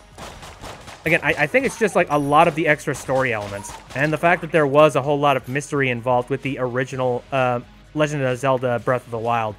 You know, a lot of elements that are talked about and hinted at, but you never actually get, like, story elements. You just kind of get dropped right in the middle of post-apocalypse. And you, as Link, need to go and, like, you know, save everybody of Hyrule and stop the Calamity Ganon. After 100 years of people just being shacked up. It's just like, oh god, help! Somebody stop the strange dark pigman. He will ruin us all.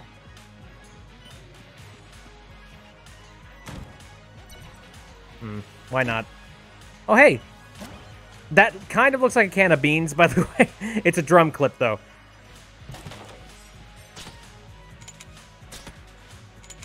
Can you imagine that in Mega Man? It's like, do, diddle do, diddle do, diddle do, diddle do, diddle do. You got beans!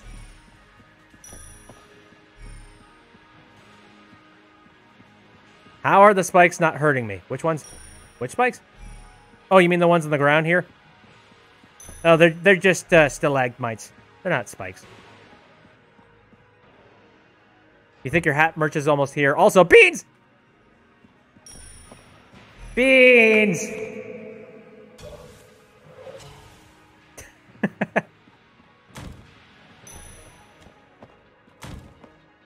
Oh yeah, this room again. And that would be useful if I had some kind of a flight ability. I think there's a way that I can use that room without having flight, but I give no shits about paying attention to that room in any other circumstance.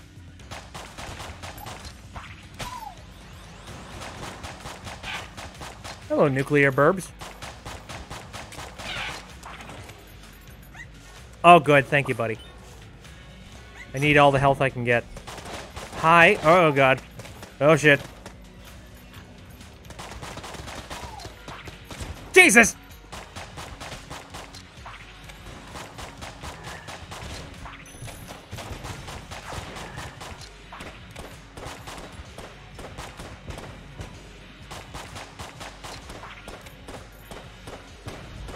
Kid, why did you put milk on my beans?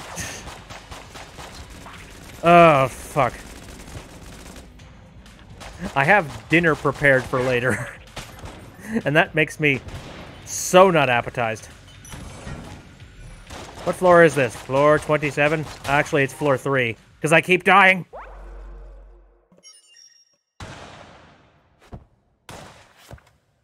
Back to start. I asked for plain beans. That whole trend of putting beans in places they shouldn't be, I don't know, I love that freaking trend. And I think we need more of that. We need more of that in this chaotic year of 2020. Moving on to 2021. We need more people just to not give two shits and just put a whole bunch of beans in places where they shouldn't be. Because you know what? At least we'll be entertained.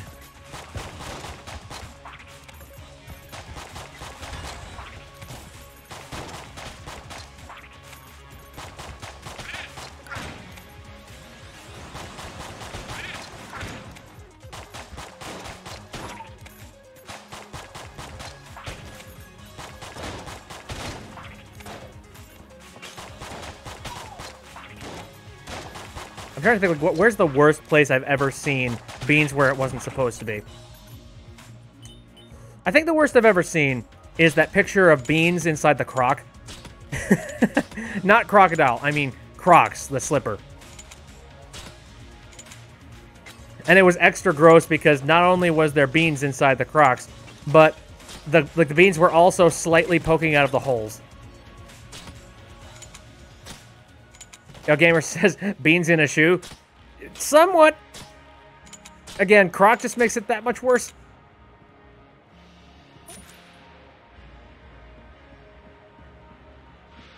Who put food dye in this random bowl of beans? I didn't even ask for beans.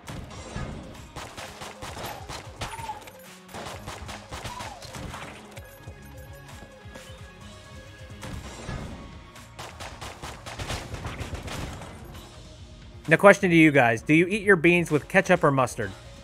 I must know. Oh, hello. Look what I found. Oh, piss. Oh. I'm gonna restart this because that's garbage. It's like trypophobia and that shit's disturbing. Oh, God. Too many holes. Oh, Peck eats their beans with maple syrup.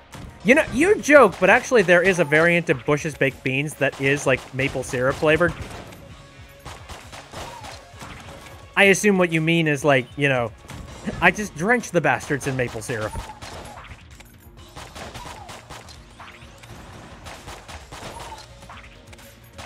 And honestly, again, I actually do really like that kind of Bush's baked beans.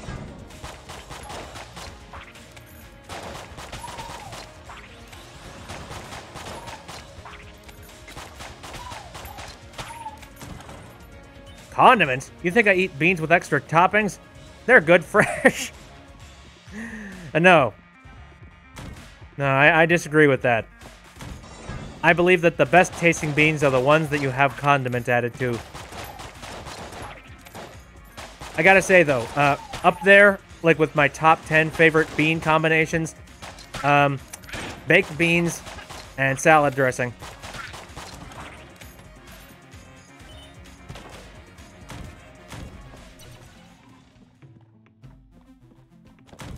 Heck says I like macaroni and cheese with ketchup. Actually, no, mac with ketchup? Is it just like straight up macaroni noodles with ketchup? Or like, are you talking mac and cheese?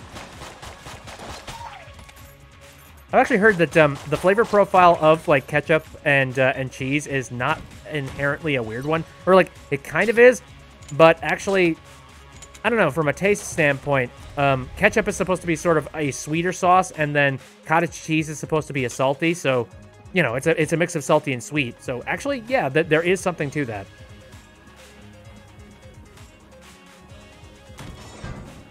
Again, it's not that weird.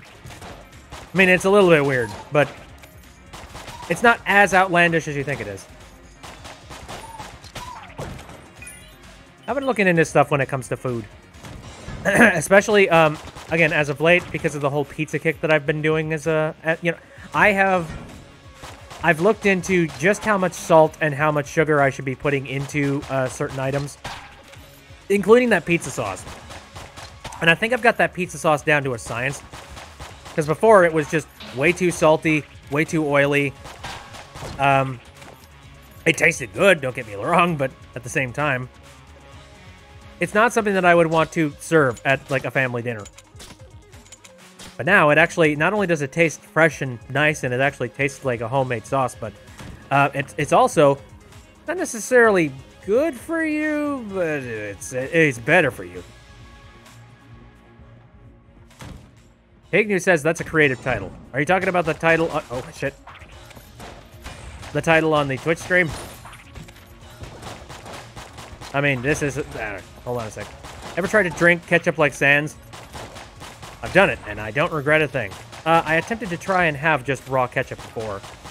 No, I wouldn't recommend. Not the best. Ah, yes. I mean, whatever. It gets the point across. Here's one thing that's kind of funny about me. I try my best not to do too much clickbaiting. Like, every once in a while, I will dive into sort of clickbaity-esque thumbnails and things of that nature. But I try to avoid doing clickbait, and I tend to just say it like it is. And in this case, yeah, we're playing Enter the Gungeon. Unless you're making joke and somehow I misspelled it.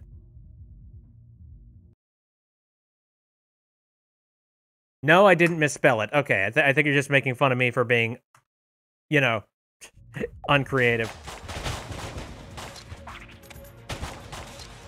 Gamer Squid says, I licked raw ketchup once. It's kind of dull.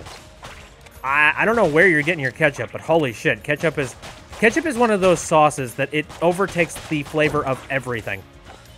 I think that's one of the reasons why I was so interested in having ketchup on my food back in the day. Yeah, when I was a kid, I was just like, no, I can't eat this without ketchup. And it's because I was like, you know, a little dumpster child who didn't like the actual taste and textures of things. So it's just like, oh, the ketchup will cover it up.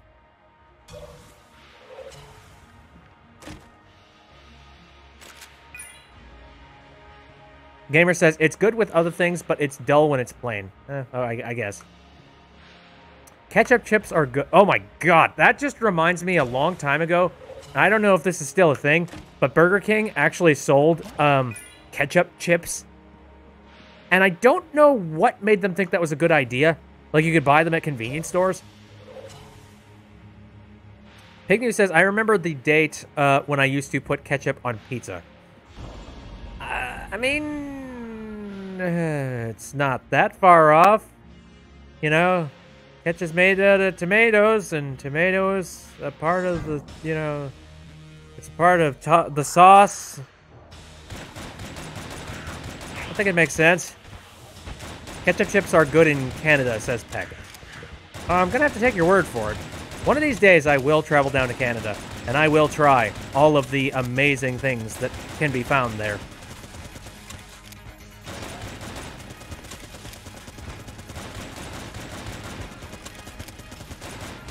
Damn it. One day, I will reach the Canadian mountains, and I will hug a moose. Is that offensive? I'm not sure.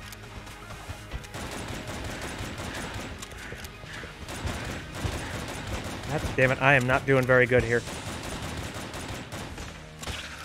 Well, he's dead. Where do you live if Canada is down? Oh, I'm sorry. I was just thinking of, like, I don't know why. I always say, I'm a go down to here, despite the fact that I am not going downwards, I'm going upwards. Yeah, no, I don't. I live in the good USA, don't get me wrong. Words errors. Gamer Squid says, I remember that one time I I dipped some tortilla chips in barbecue sauce. Doesn't sound too bad, honestly. Munchkin's gonna head out. Thanks for coming into the stream. This has been fun. Talking about, oh, God, you know what? Wait a minute. What? Whoa, whoa, whoa, whoa, whoa, whoa, whoa, whoa, whoa, whoa, whoa, whoa, what is that? Hey, hold on. Hold the phone. What the feck? What is this? Hey there, I started fixing this thing, but I'm gonna need some parts to get it working. These bullet elevators leave a lot of debris in their wake. I need to clear some out of the way. To do that, I'm gonna need 3 of these boys. Holy shit, I got him. Here, take him. Thanks, I'll get to blasting. I can clear the way, but then I'll need some replacement parts. Can you bring me 120 of these and 3 of these boys? Shit, I don't have those. What? Holy shit, I didn't know. I didn't know you were here. I'm so sorry. My bad, sir. What the fuck?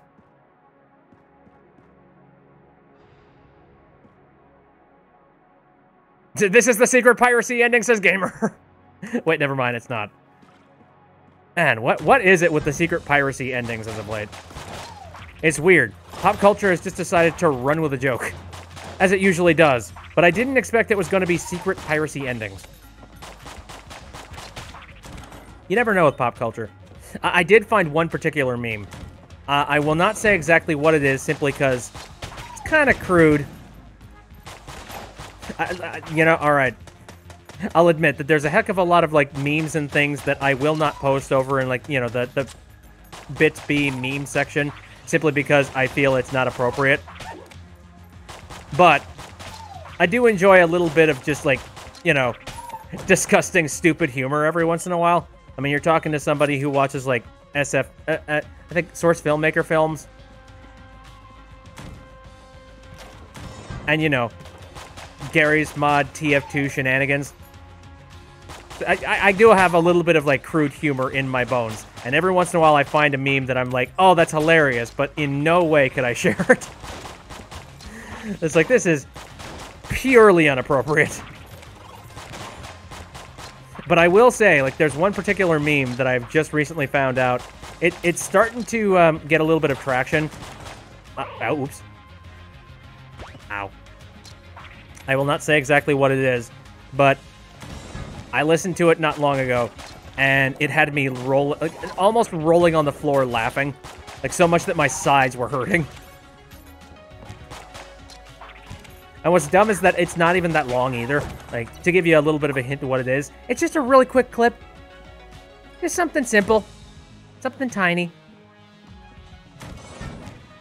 But I'm just like, holy shit, I need to watch this 30 more times. Damn it. Ah, someone with good taste. That's another thing I've noticed about YouTube lately. They've been a lot of videos that they've been promoting as of late. Even if you clear your browser history and like you go in with completely clean set of cookies and no login, usually the videos that they end up trying to promote you, it's a combination of a couple of things. Either some very heavily well-known celebrity, or it's very, very quick 20-second long YouTube clips of just some really stupid meme. I'm like, you know, I know that those things are pretty popular right now, but must watch it more to get it out of my system. Oh no, that's exactly it. I don't. Oh, oop, I'm dead. Oh god, dog. The dog was just like, does not compute. All right, we're gonna go with one more round tonight, but then after that, we're going to call it. So hopefully we get something good here. All right, I should say one more, at least somewhat decent run. If this run sucks, I'll just like restart and I'll try again.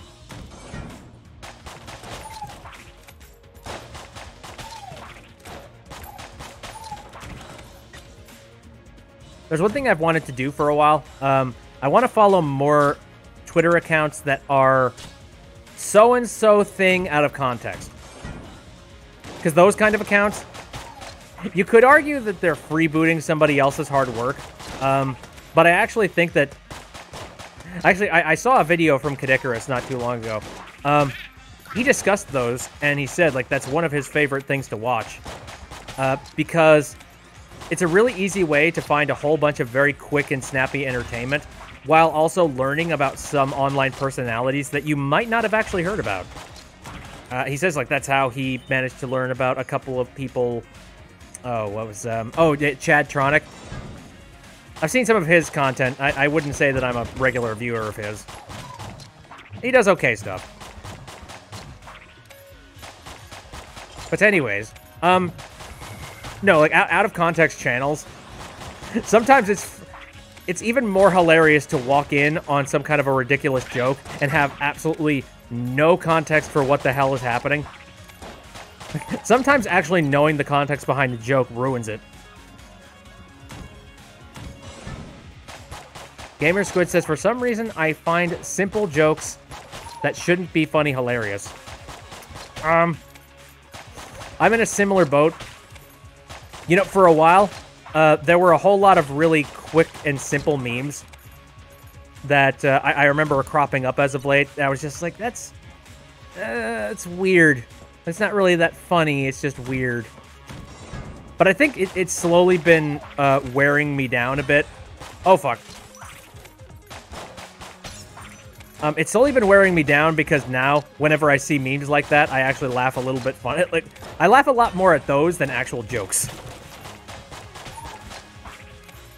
There's another hint. That's actually one of the that's one of the factors for that video I was talking about earlier. Not 100% a factor in that video, but it's one of the factors.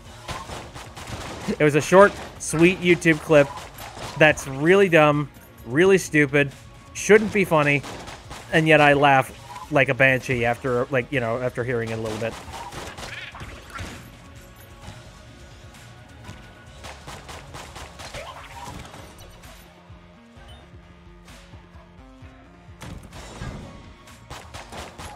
I do scratch my head sometimes. I'm like, what has my humor devolved to? It's like, who am I? What is my sense of humor?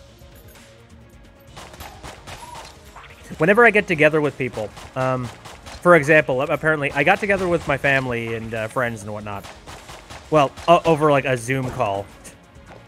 But apparently, at a later meetup with my family that didn't involve me, they were discussing the Christmas get-together, and they were just like, oh, I really liked having Bit there. And it's just like, yeah, he's got such a, like, a fun, dry sense of humor.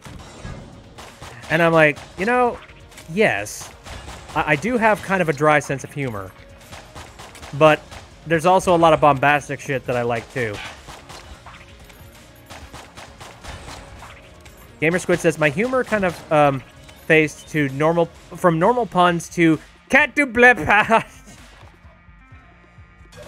Ha ha ha, cat go brrrr.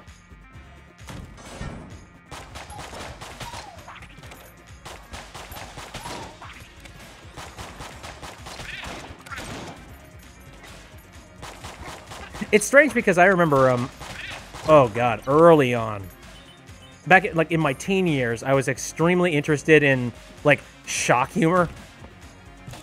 You know, like, I used to watch a whole lot of stuff that they had on MTV.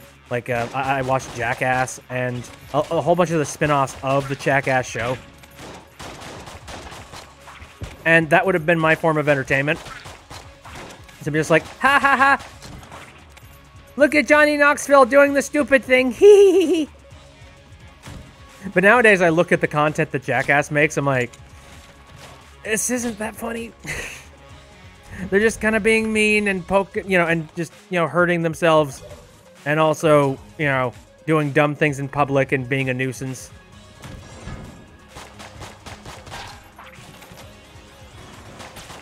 I don't know. I think that came with maturity. Which is hilarious because people talk about those being immature jokes.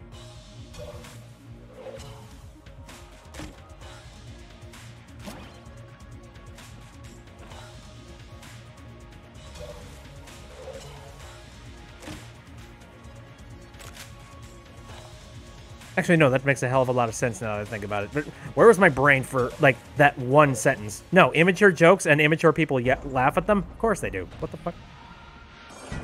No, what I'm trying to say is... what I was trying to say there is, a lot of times there are jokes that are geared towards mature audiences, quote unquote. When in reality, a whole lot of the mature content that they are advertised for actually is more geared towards people that are really immature. That was the point I was trying to make there. And then my brain decided to have a little bit of a lapse on itself. Ow. Yep, that was not a good run. Once more, with feeling.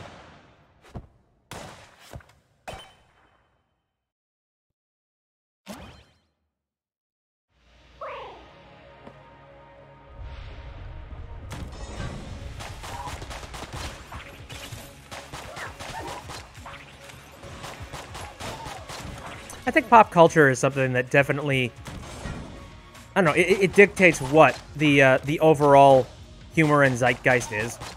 Because again, back in the day, MTV was all about, you know, just the whole shock comedy nonsense, shock comedy bullshit. And it was just like, you either laughed at it or you were uncool.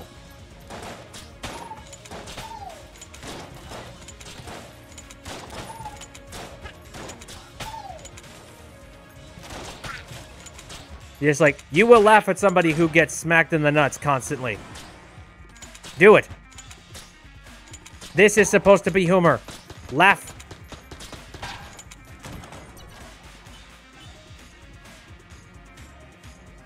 Gamer Squid says, the majority of people that have told me that I'm immature when it comes to puns like those, potty humor puns, are the people... Oh, wait a minute. The majority of people that have told me that I'm immature when it comes to those puns are the people who are like those. Let me type correctly. Yeah. Jesus. Speaking of typing correctly, I'm still trying to get used to my new keyboard. Like, the keys. It only requires, like, a feathery touch right at the top of them to actuate them. Which is strange because while I was doing some YouTube work and uploading, for whatever reason, suddenly the page started doing a lot of weird shit. Like, it was entering, it was entering highlighted links for no reason, and I was just like, what the fuck? Why is my computer doing this? What is happening? But then I looked down, I'm like, oh, wait, my thumb is hovering over the enter button, and it's it's actually pressing it down enough. But it was so light. It was just like, I just lightly touched it. Honestly, that's a good keyboard, in my opinion. A keyboard that has mechanical keys, but has enough sensitivity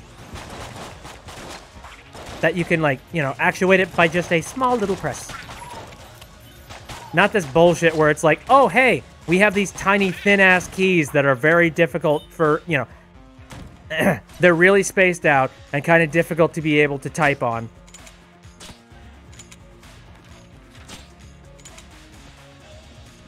Gamer Squid says, I can't type. I'm sorry. It's fine. It's fine. Are you on mobile or are you on PC? Or, you know, on, like, a laptop of some kind? PC? Ah. I do an absolute crapload of hunt and peck. Hunt and peck! Sorry. And that makes me sad, because I remember, out of all the things that my school taught me, that I was just like, God forsaken, I don't care about this. I don't give two shits. Why would I ever have to learn about this? Ironically, the thing that I probably should have been paying attention to back in class was our keyboard classes, where we were being taught how to type on a keyboard, you know, without doing the hunt and peck method. And I was not good with that. All I ended up doing was I got a lot better at the hunt and peck method. I didn't actually grow out of it. And, well, okay, I can do sort of half and half. But I have to keep on looking back down at the keyboard just to make sure that my hands are at the proper places. Like, I have sort of the basics of hunt and peck out of my system. But I still cannot, for the life of me, type on a keyboard while also looking at the computer screen at the same time.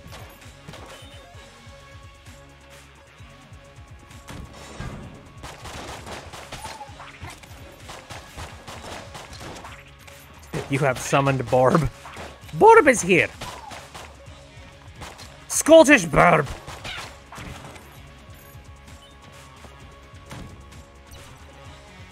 Alright, here we are. Give me your secrets. Give me your saucy secrets. You're not giving me your saucy secrets. How dare you? Oh, God.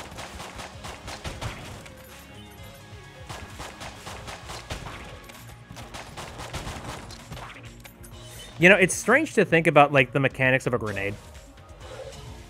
Kind of random to, like, to bring up here. But I remember, playing video games for a really long time.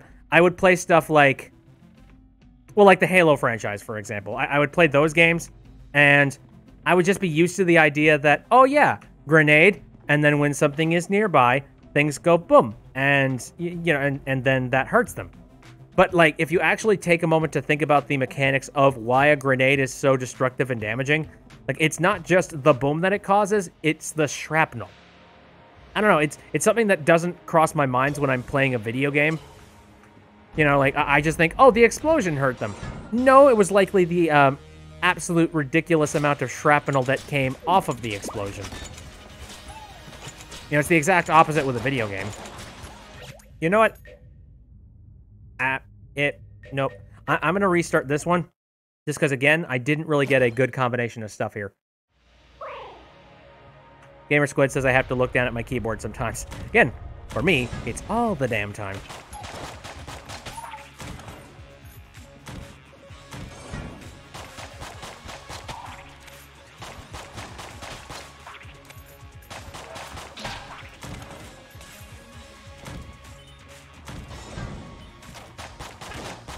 Fire squad, go!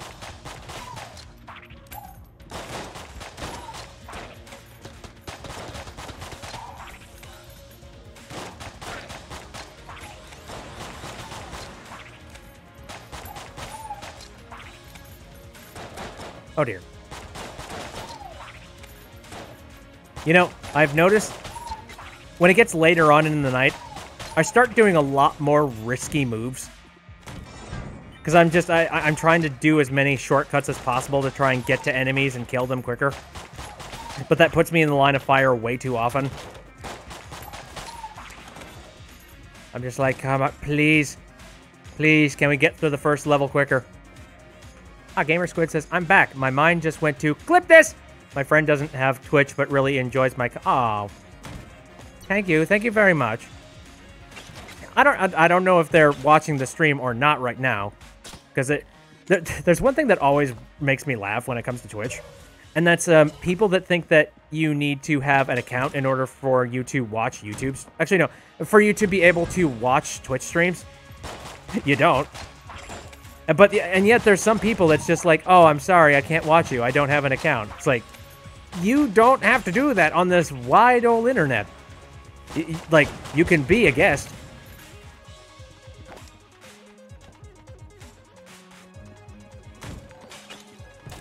Oh, hey, Kippy, how's it going? And thank you very much for the Tier 1 subscription. 8 months you have been here.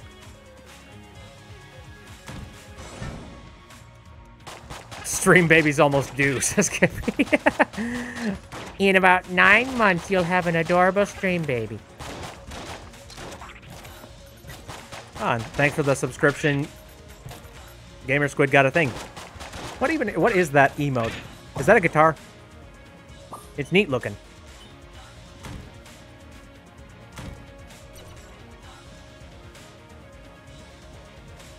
But anyways, yeah, it's not like Twitch is... It's the exact same thing as YouTube. You don't have to have an account in order for you to watch YouTube, for God's sakes. It helps in some respects. You know, you can subscribe to people, and you can follow people a little bit easier. But it's not a requirement. You could just watch a live stream. It's called 2020 Shred. Ah, neat. Okay, now for my key situation. Give me some keys.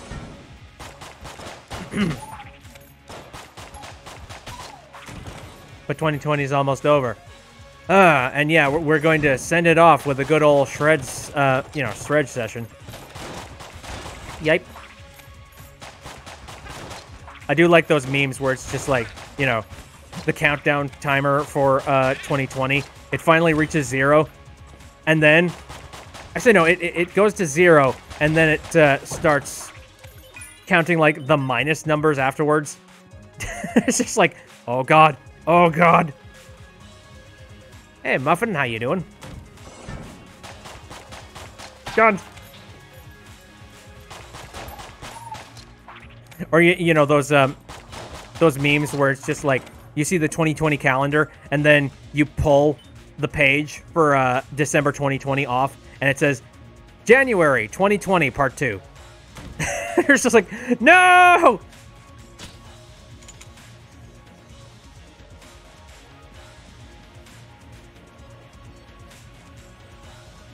I don't want people to get too complacent on years, though.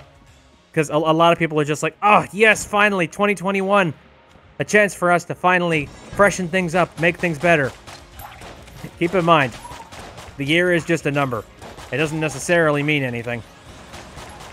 In fact, I remember there were a lot of people that were saying, hey, 2020, the start of a new round of numbers that we can focus on. We can focus on making ourselves better in the new decade. But just like, yeah, that didn't work out. 2020 turned out kind of shit. It's kind of it's based around the events that happen and what you decide to make with the events. So, Void Marshall. 23 hours, 59 minutes, 61 seconds. Yeah, that one too. The seconds count down. That goes more than 59 seconds exactly. Yep. Oh, everybody knows the meme.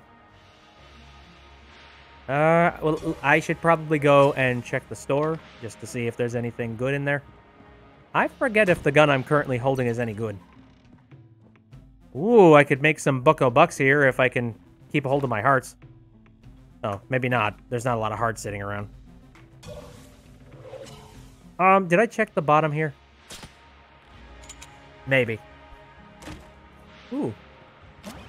Very nice. All right. Well, I didn't end up finding the secret room. Shoot. Maybe I'll be good enough with this gun that I'll be able to pass through this area with flying colors. Oh, damn it. There's no cover.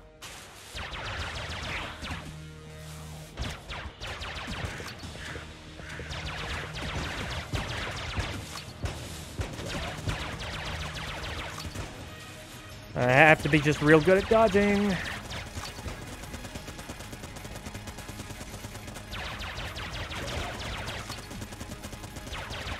Ah, no. Shit. Alright, well, let's see where this goes. Ow, fuck. Alright, I'm gonna beat him. This is a pretty decent gun. But, what are we going to get out of here? Is this a sailboat? Corsair!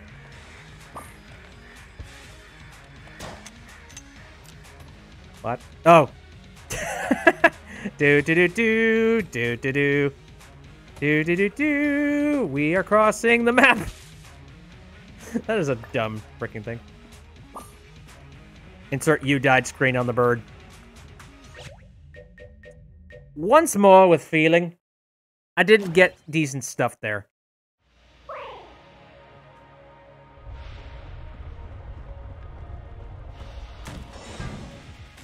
And I've reached the point of playing this particular roguelike where I'm just like, I know what a good or bad run looks like. Let's just try it again. With feeling. I want to get something ridiculous to happen on one of these runs. Because I know it exists. I've had it happen in my off time. But it's never happened. I want it. Okay.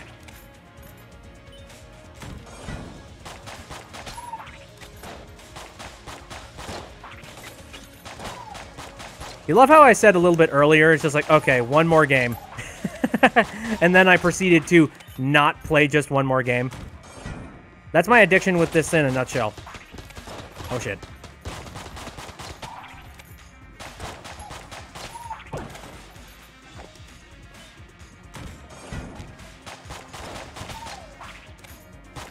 That's the scary thing about roguelikes. The most dangerous combination I could think of, though, is like a roguelike that has microtransactions, because, good lord.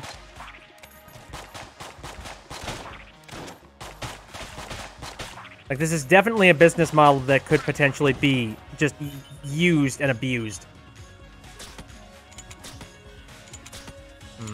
Any secrets on the walls? Come to think of it, that's something that I have not personally seen a whole lot in the video game sphere as of late. Is it just because I've been avoiding a lot of AAA content? Like, am I crazy? I don't know. Maybe it's just because not a lot of people are reporting on it as of late, because, starting to become the norm. Because AAA developers decided to completely destroy what we think of as a video game. What? Single-player games? What's that? We don't do single-player. No, we play multiplayer games. It's about us connecting you to all of your friends and spending all of your collective money. Kippy says, I wish I could see that outlawed. Same. One of these days, somebody has got to, come up with, like, a good law that has the ethics nailed down and are, there's an understandable... Oh, shit. I thought I was done. I don't know. Like, some way to be able to pitch this to, the big heads over at the White House in a way that, a way that it finally clears their head and they go, oh, yeah, that is exploitative. Holy shit. It's like we had subliminal advertising. We had to clamp down on, like, subliminal advertising, and I feel like shit like this, especially when it's so well documented by game developers themselves. Like, the more disgusting things that you will ever see in your life, is, like, shareholder press conferences where you see game developers talking about their methods for how they manage to get all of the money that they do. And they're very transparent when it comes to talking to their shareholders. They're just like, yeah, we're money-grubbing scumbags, and here's why. And then they show exactly how their business model works, but they never say this stuff out front and center with all of their customers. Of course not, because then they would look like an evil corporation. Kippy has wrote a little bit of a paragraph. Let me adjust myself and read that. And the norm right now is AAA games not starting without microtransactions and waiting until the initial release reviews are out. Yes. And positive about the lack of transactions before putting them in with an update. Yes, exactly. It's the bait and switch. And come to think of it, like, isn't that something that is outlawed, a bait and switch? I don't know. Maybe it is, maybe it isn't. Could it be technically considered that? Because I think it is. It's a case of, oh, here's something that we advertised and we sold, and now we've just decided to change it entirely and made it so that it's not the same kind of experience as it was originally promised. Like, I feel like at some point class action lawsuits will finally catch up to shit like this, and game developers will no longer be able to do stuff like that. It makes me sad that CD Projekt Red right now, they have currently got class action lawsuits. It's like up the anus, simply because of all the lying that they ended up doing to try and make their turd as polished as possible. So it didn't, you know, it shines so bright you couldn't even tell it was a turd.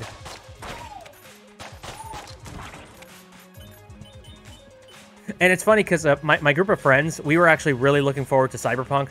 Like, we were collectively saying, like, oh, man, like, when Cyberpunk comes out, that's it. That's our lives. We're done. Like, we're finished.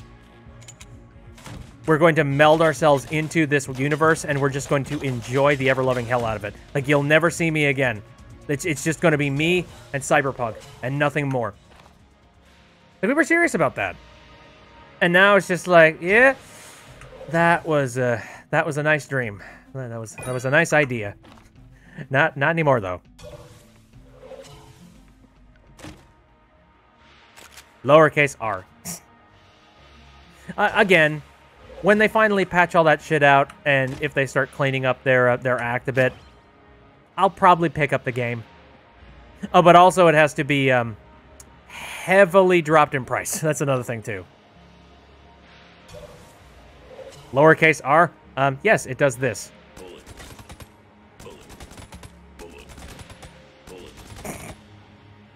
It shoots the word bullet. It's not that great. I don't know. If they, and I think that's false advertising, but only if they market that they don't have those transactions. Right, but yeah, they can be real cautious about that and just promise nothing. Except for the stuff that's on the box, which, you know, of course, the game's going to have all the stuff on the box. What's even more egregious, you know, I'm just going to restart, because, again, I want to get some ridiculous combination of stuff. What's more egregious is that there are some game companies that are releasing advertisements for the microtransactions themselves. Usually, this is with sports games. They'll just be like, hey, look at these in-game trading cards you can collect. Da-da-da. And they help out with stats in-game. Look at this. Oh, it's going to make your game experience so much more enjoyable, so much better.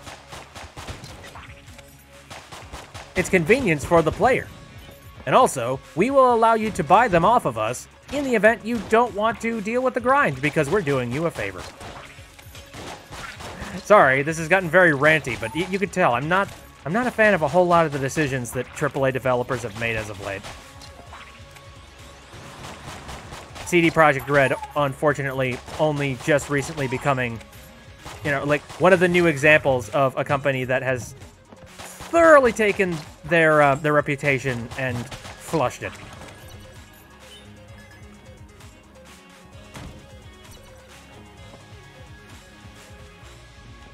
Again, I'm all for the idea of taking my money.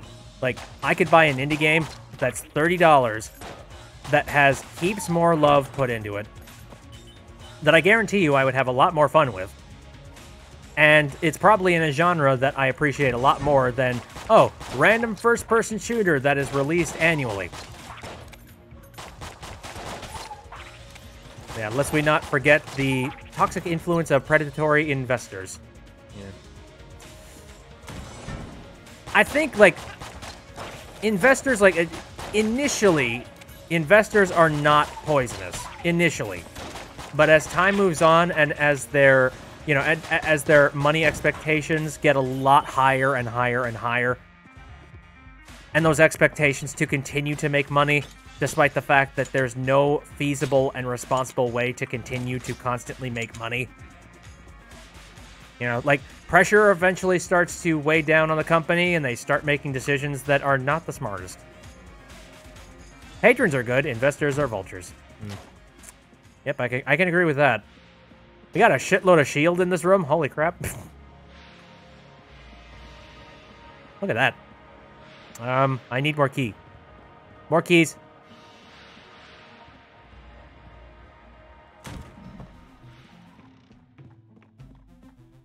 Gun friendship.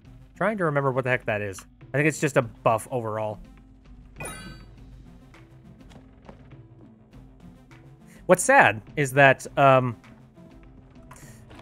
CD Projekt Red and like the whole cyberpunk situation, this was actually going to be one of my deciding factors on whether or not I thought GOG had a future.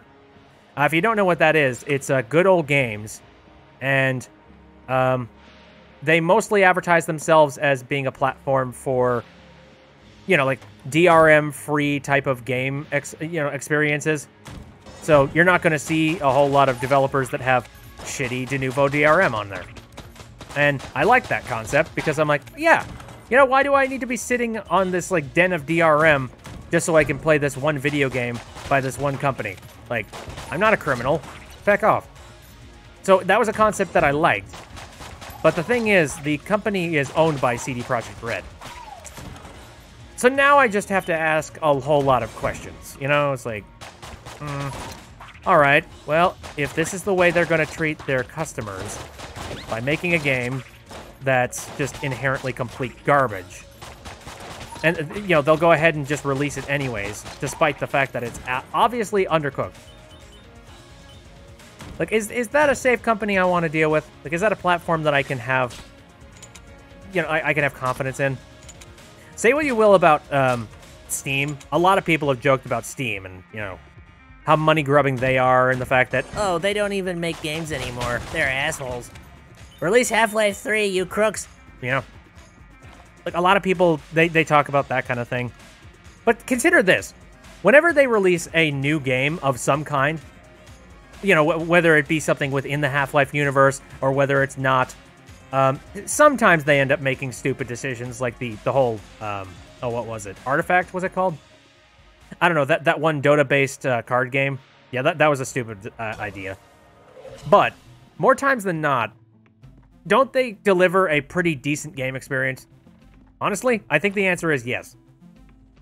In fact, just the fact that they released Half-Life Alyx in as good of a condition as it was, like, I've heard some reviews, haven't personally played it, but from what everybody has said, and from the fact that people are still playing mods with Half-Life Alyx, I would pick Steam over any other platform simply because I trust them. Like, they've got a decent reputation, and it seems like they actually genuinely do care about the market that they're currently in. I would prefer something like that as opposed to, you know, GOG, or, God forbid, Epic Games.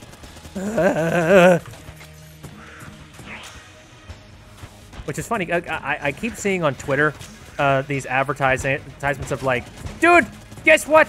There's such and such game that's absolutely free right now on Actually, no, it's GOG. On Epic Game Store. Go pick it up. I'm like, that would imply that I would get an Epic Game Store account. No.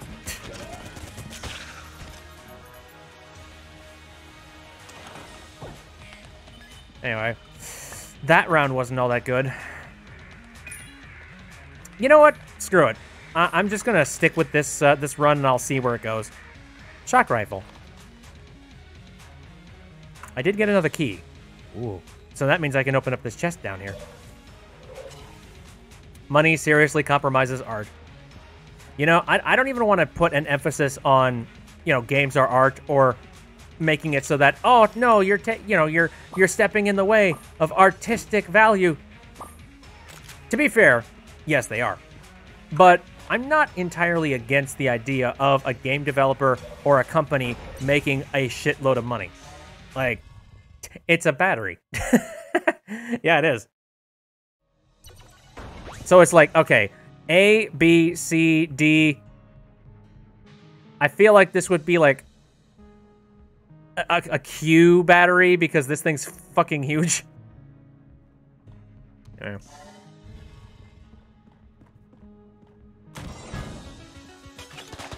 But anyways, like I said, you can go ahead. I'm not completely and totally against the idea of a big gaming corporate thing, like, and making a whole bunch of money. That's fine. And, you know, if it's literally all about the money, whatever, that's fine. Like, that's... I respect that a hell of a lot less, but I also, you know, it's like, I understand. Yeah, you want to make a whole boatload of money. And you know what? There's nothing inherently illegal about that in this this whole United States of America. Whatever. You want to make a buck? All right, you can do that. It's when you start stepping in the way of, like, consumer rights and inherently making a less valuable product and taking an industry and kind of bending it over simply because, oh, you want to make a quick buck.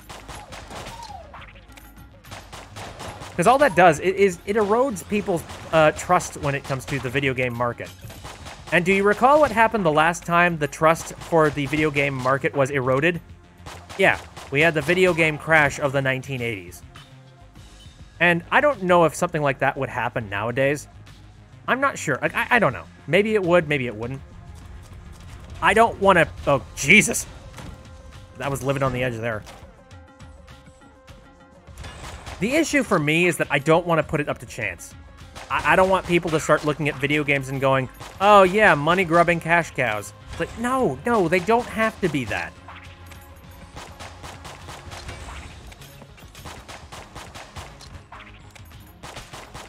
Kippy says, I'm just tired of being poor. Salty bread liner over here. Oh, fair enough.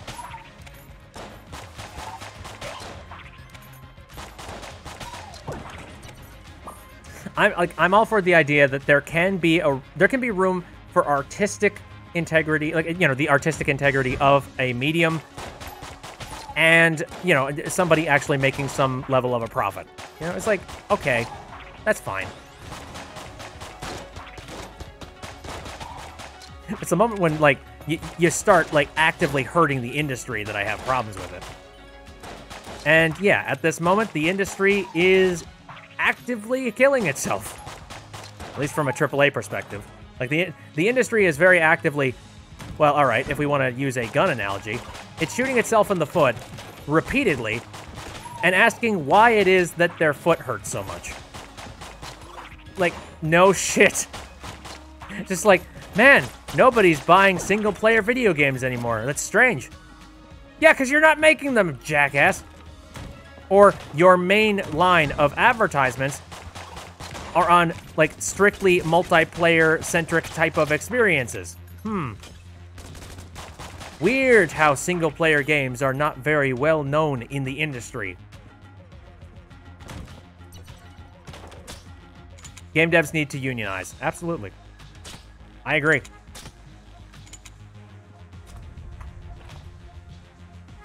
Okay. It would be so nice if, like, there was a company that was not taking care of their employees, and then suddenly they all went, okay, nope, we're leaving. See ya.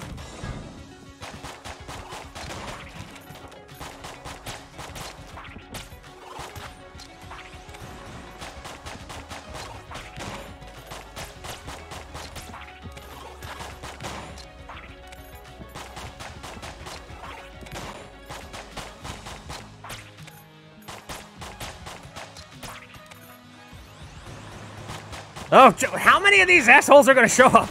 I'm just like, okay, we started with one, and now we're moving on to two. Great, great. And now we got four. Can we stop? This is one of the most obnoxious freaking enemies you could fight. Ow, damn it.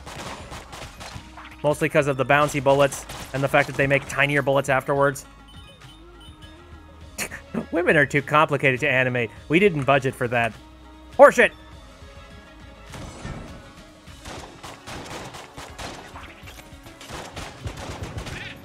Again, it's sad because usually,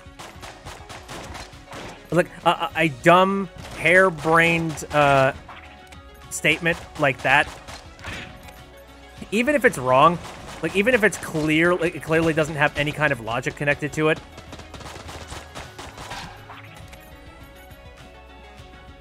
Where are you? There you are.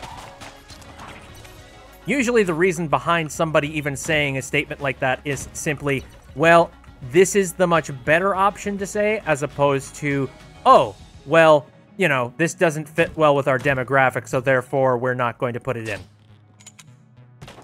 You know, because if somebody said something like that in this day and age, you might actually have people stop listening to your, you know, stop watching your content. Oh, no.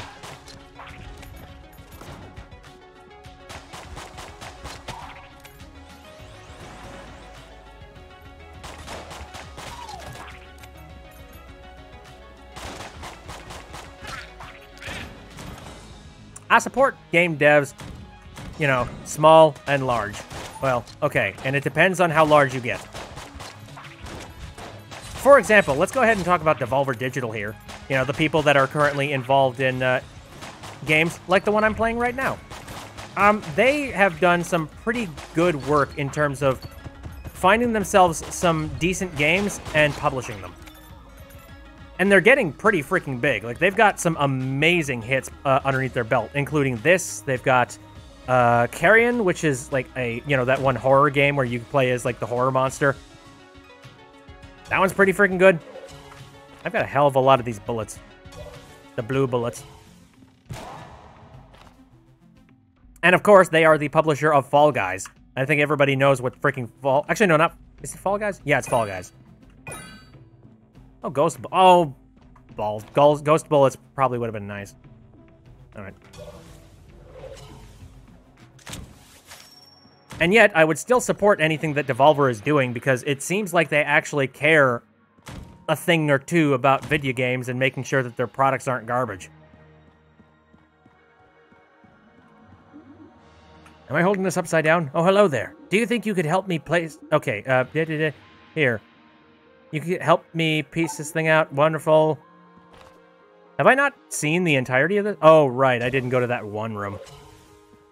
So I don't know what this one room is down here, by the way.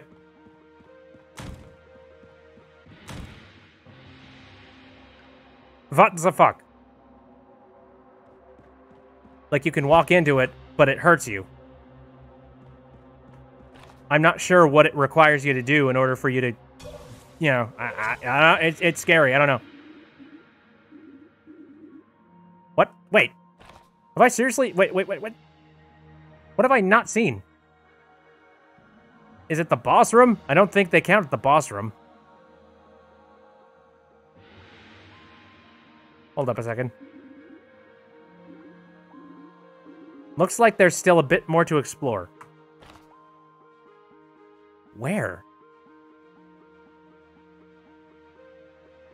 I'm taking a look at all of these paths and I don't see a single door that I haven't gone through aside from the main boss door.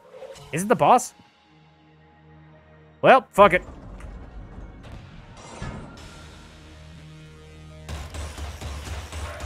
I have to do this flawlessly or I die.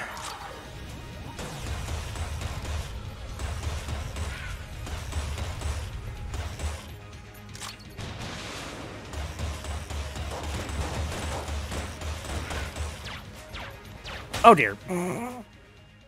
That didn't last long. Alright, I think with that we are going to finish up for the whole Enter the Gungeon stream.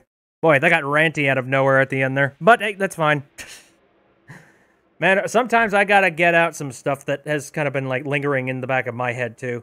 And hey, if the conversation comes up, the conversation comes up. Arf! I think that's about everything that I need to talk about here. But anyway, before I decide to head to the end screen though, I would like to say tomorrow, it's going to be New Year's Eve, so I'm going to actually be doing an extra stream. We're starting at 7, and we're going to just do a casual stream of hanging out and doing some stuff to rein in the new year. And we're going to be doing a combination of a couple of things, including Jackbox type of stuff. I'm going to be playing a couple of other games, like here and there. I'll try and think of like some other things that I could possibly do too. I'm not sure. But yeah, if you guys are available for the New Year's, it would be cool if you were able to come out and just hang out and do silly stuff and enjoy festivities. It should be fun. I hope it is. For God's sakes, I hope it's not a bore. But anyways, I'm going to head over to the end screen. Thank you very much, everybody, for coming out tonight, and especially thanks to the extra support. Again, I got some cheers from Munchkin. And Spoken Ball has followed. Thank you very much for following. And Kippy subscribed for 8 months. Thank you very much. It's never necessary to do any kind of extra, like, money support thing, but I do appreciate when you do, because I can take that and I can help either support some back-end stream stuff or just me back-end and, take care of some bills and whatnot, because, for God's sakes, I need to be able to pay for this phone. Actually, like, the phone's paid off, but the plan is not. But anyways, I stream on Saturdays, Sundays, and Wednesdays, all of them starting at around 7 o'clock p.m. Central Standard Time. And like I said, also on Thursday, tomorrow, I'm going to be playing an extra stream. It's just a casual stream where we're just going to hang out, do random stuff. So if you're interested in that, come on out. I got a whole bunch of VODs that are uploading one a day until we're all caught up. So yeah, if you want to check out that YouTube channel that's currently on the stream YouTube, it's got a whole bunch of VODs that, hey, maybe there was a game that I played that you might be really interested in watching me play. I don't know. As for the next little plans for the rest of the week, again, we're currently in the anniversary week for BitB streams. 5 whole freaking years. 5 years that I've been doing this random streamy stuff and talking into a microphone and yelling and just in general being an... Ow. And also this guy. So, again, I do have a plan for what we're doing on Saturday. Honestly, if you know the content that I do, you could probably take a guess as to what the heck it is.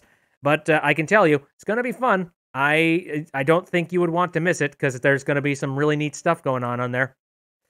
Okay, I am going to head off. I'm going to start making some plans to reheat that amazing pepperoni and bacon pizza that I decided to cook the other day. Okay, I'm off. Again, thanks for coming out. See you next time.